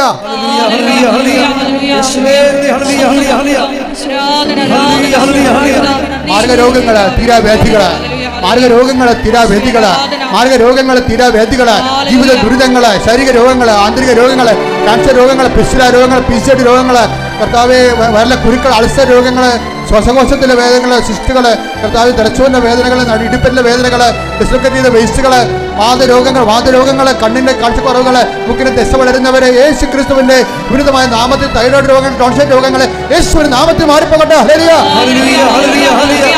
യേശുവേ ഹല്ലേലൂയ ദൈവദാവേ മഹത്വം, ദൈവദാവേ ആരാധന. ഹല്ലേലൂയ സദയം തൊടേണേ സുഖമായിടും എന്റെ ഉള്ളം അരികിൽ വരേണേ സദയം തൊടേണേ സുഖമായിടും എന്റെ ഉള്ളം. മക്കളെ, കണ്ണുകളടച്ച് കൈകൾ കൂപ്പി. അത് അച്ഛൻ നിങ്ങളുടെ ഭൗതിക സാഹചര്യങ്ങളുടെ തടസ്സങ്ങളായി മാതാവിൻ്റെ മധ്യസ്ഥയിൽ ഈശോ ഈ നിമിഷം എടുത്ത് മാറ്റുന്ന സമയമാണ്. കർത്താവേ, അങ്ങയുടെ മക്കൾ ജോലിയില്ലാത്ത ഈശോയെ, സാക്ഷ്യത്തിൽ പറഞ്ഞ പോലെ ഉള്ള ജോലി കൊണ്ട് ജീവിക്കാൻ സാധിക്കാത്തതുണ്ട് ഈശോയെ. അവിടെ വിഷയങ്ങൾ നീ കണ്ണിൽ നിന്ന് ഏറ്റെടുക്കണമെന്ന് പ്രാർത്ഥിക്കുന്നു. മക്കളില്ലാത്തവർ, 30 വയസ്സ് 35 വയസ്സായിട്ട് മക്കൾ കല്യാണം ഒത്തുവരാത്തവർ കണ്ണീരോടെ പ്രാർത്ഥിക്കുന്നു. കർത്താവേ, ഓരോ ചെറിയ തൊഴിലും വലിയ തൊഴിലൊക്കെ ചെയ്തിട്ട് തൊഴിൽപരമായി പൈസ കിട്ടാത്തവരുണ്ട് ഈശോയെ. സമയത്ത് പൈസ കിട്ടാത്തവരും, അതുപോലെ ചെറിയ തൊഴിലിന് കസ്റ്റമേഴ്സ് ഇല്ലാത്തവരും, ഏജൻസി പരാജയപ്പെട്ടവരും, പാർട്ട്ണർ വഞ്ചിച്ചവരുണ്ട് ഈശോയെ. അവരെല്ലാം അങ്ങ് സ്പർശിക്കണം പ്രാർത്ഥിക്കുന്നു ഈശോയെ. ജപ്തി നടപടി നേരിടുന്നവർ, വഴി ഇല്ലാത്തവർ, വെളിച്ചമില്ലാത്തവർ, ഗവൺമെൻറ്റിൽ നിന്ന് ഓരോ പേപ്പർ കിട്ടാനുള്ളത് പേപ്പർ കിട്ടാതിരിക്കുന്ന തടസ്സമുള്ളവർ, കർത്താവ് വസ്തു മാറ്റം ചെയ്യുന്ന കിട്ടാത്തവർ, കർത്താവ് തരം മാറ്റി കിട്ടാത്തവർ, അതുപോലെ തന്നെ മറ്റു തരത്തിലുള്ള വിഷമതകളിൽ ജീവിക്കുന്നവർ, കർത്താവ് ഈ ഭവനം പണിയുന്നതിന് വേണ്ടിയുള്ള മാർഗ്ഗങ്ങളൊക്കെ അന്വേഷിച്ചിട്ട് അതൊന്നും നടക്കാതെ ഈ മഴക്കാലത്ത് കഷ്ടപ്പെട്ട് ദുരിതം അനുഭവിക്കുന്നവർ, കർത്താവ് മക്കളുടെ അഡ്മിഷൻ ഇനി ഒത്തു വരാത്തവരുണ്ട് ഈശോയെ. അവിടെ തന്നെ പരീക്ഷകൾ എഴുതിയിട്ട് ജയിച്ചിട്ടും അതിൻ്റെ റിസൾട്ട് വരാത്തവരുണ്ട് ഈശോയെ. അതുപോലെ കർത്താവ് പലതരത്തിലുള്ള പരീക്ഷകളിൽ ജയിച്ചിട്ട് കർത്താവ് അവർക്കൊരു മേൽഗതി എന്ത് ചെയ്യണമെന്ന് അറിയാൻ പാടില്ലാതെ മുന്നോട്ട് പോകാൻ നിവൃത്തിയില്ലാതെ ഇനി എന്ത് പഠിക്കണം, പരീക്ഷ തോറ്റിട്ട് ഇനി എന്ത് പഠിക്കണം, എന്ത് സെലക്ട് ചെയ്യണമെന്ന് അറിയാൻ പാടില്ലാതെ വിഷമിക്കുന്നുണ്ട് ഈശോയെ. അവരെല്ലാം സമർപ്പിച്ച് പ്രാർത്ഥിക്കുന്ന എൻ്റെ കർത്താവിൻ്റെ ഉന്നതമായ നാമത്തിൽ സഭയുടെ അധികാരത്തിൽ കുശടയാളത്തെ മാർഗ്ഗതടസ്സങ്ങൾ, ജീവിത ദുരിതങ്ങൾ യേശുവിന്റെ നാമത്തിൽ മാറിപ്പോകട്ടെ.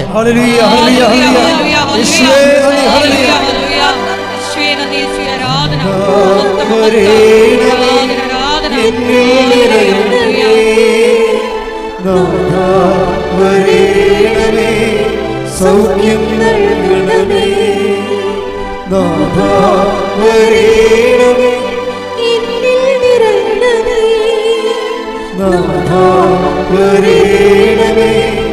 സൗഖ്യം നൽകണമേ. എല്ലാവരും പൊട്ടി നിൽക്കുക. ഈ ആഴ്ചയിലെ അച്ഛന്മാർക്ക്, അച്ഛന് എനിക്ക് വാർഷിക ധ്യാനമാണ്, വെള്ളിയാഴ്ച വരെയാണ് ധ്യാനം. നിങ്ങൾ എൻ്റെ ധ്യാനം സമർപ്പിച്ചുകൊണ്ട് പ്രാർത്ഥിക്കണം. വൈദികരുടെ ധ്യാനമാണ്.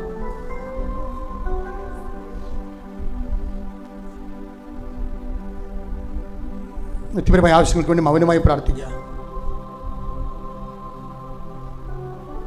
സമാപന ആശീർവാദം. ശിരസ് നമിച്ച് നമുക്ക് ദിവ്യകാരുണ്യനാഥന്റെ ആശീർവാദം സ്വീകരിക്കാം.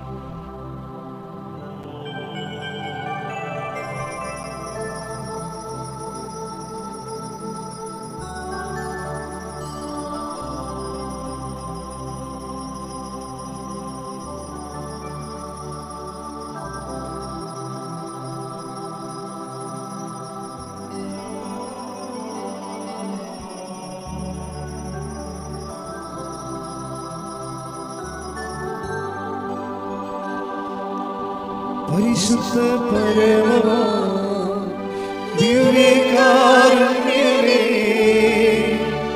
ഇന്നുമെന്നും അങ്ങേക്കാരാധന.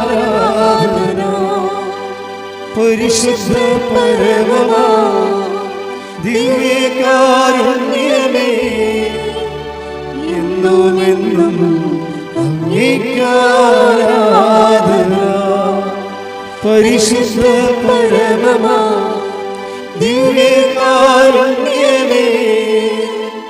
എന്നുമെന്നും അങ്ങേക്കാരാധന. ആവേ ആവേ ആവേ മരിയ, ആവേ ആവേ ആവേ മരിയ. അറിയിപ്പുകളാണ് ഈ സമയം നൽകുന്നത്. കൃപാസനത്തിൽ എല്ലാ ദിവസവും മരിയൻ ഉടമ്പടി എടുക്കാനും പുതുക്കാനുമുള്ള അവസരം ഉണ്ടായിരിക്കുന്നതാണ്. അതുപോലെ തന്നെ എല്ലാ ദിവസവും രാവിലെ 10:30 ഇംഗ്ലീഷ് മരിയൻ ഉടമ്പടി ക്ലാസ്സും, ഉച്ചകഴിഞ്ഞ് 1:30 ഹിന്ദി മരിയൻ ഉടമ്പടി ക്ലാസ്സും, രണ്ടാം ചൊവ്വാഴ്ചകളിൽ തമിഴ് മരിയൻ ഉടമ്പടി ക്ലാസ്സും രാവിലെ 10 മണിക്ക് ഉണ്ടായിരിക്കുന്നതാണ്. കൃപാസനത്തിൽ സമർപ്പണ ജീവിതം നയിക്കാൻ ആഗ്രഹിക്കുന്ന യുവതികൾ, +2 ഡിഗ്രി പാസ്സായ കുട്ടികൾ 82 81 29 75 11 എന്ന വാട്സപ്പ് നമ്പറിൽ ബന്ധപ്പെടുക. അതുമല്ലെങ്കിൽ apparitionmissionaries@gmail.com എന്ന ഇമെയിൽ അഡ്രസ്സിൽ കോൺടാക്റ്റ് ചെയ്യുക. കൃപാസനം പത്രം 23 ഭാഷകളിൽ ലഭ്യമാണ്. നിങ്ങൾ ആയിരിക്കുന്ന ഇടങ്ങളിൽ ഏത് ഭാഷ കൊടുത്താൽ ദൈവജനത്തിന് ഏറ്റവും പ്രയോജനകരമാകും എന്നുള്ള ഭാഷകളാണ് ഉടമ്പടി എടുക്കുന്ന സഹോദരങ്ങൾ വാങ്ങിച്ചുകൊണ്ട് പോകേണ്ടത് എന്നുള്ള കാര്യം സ്നേഹപൂർവ്വം ഓർമ്മപ്പെടുത്തുന്നു.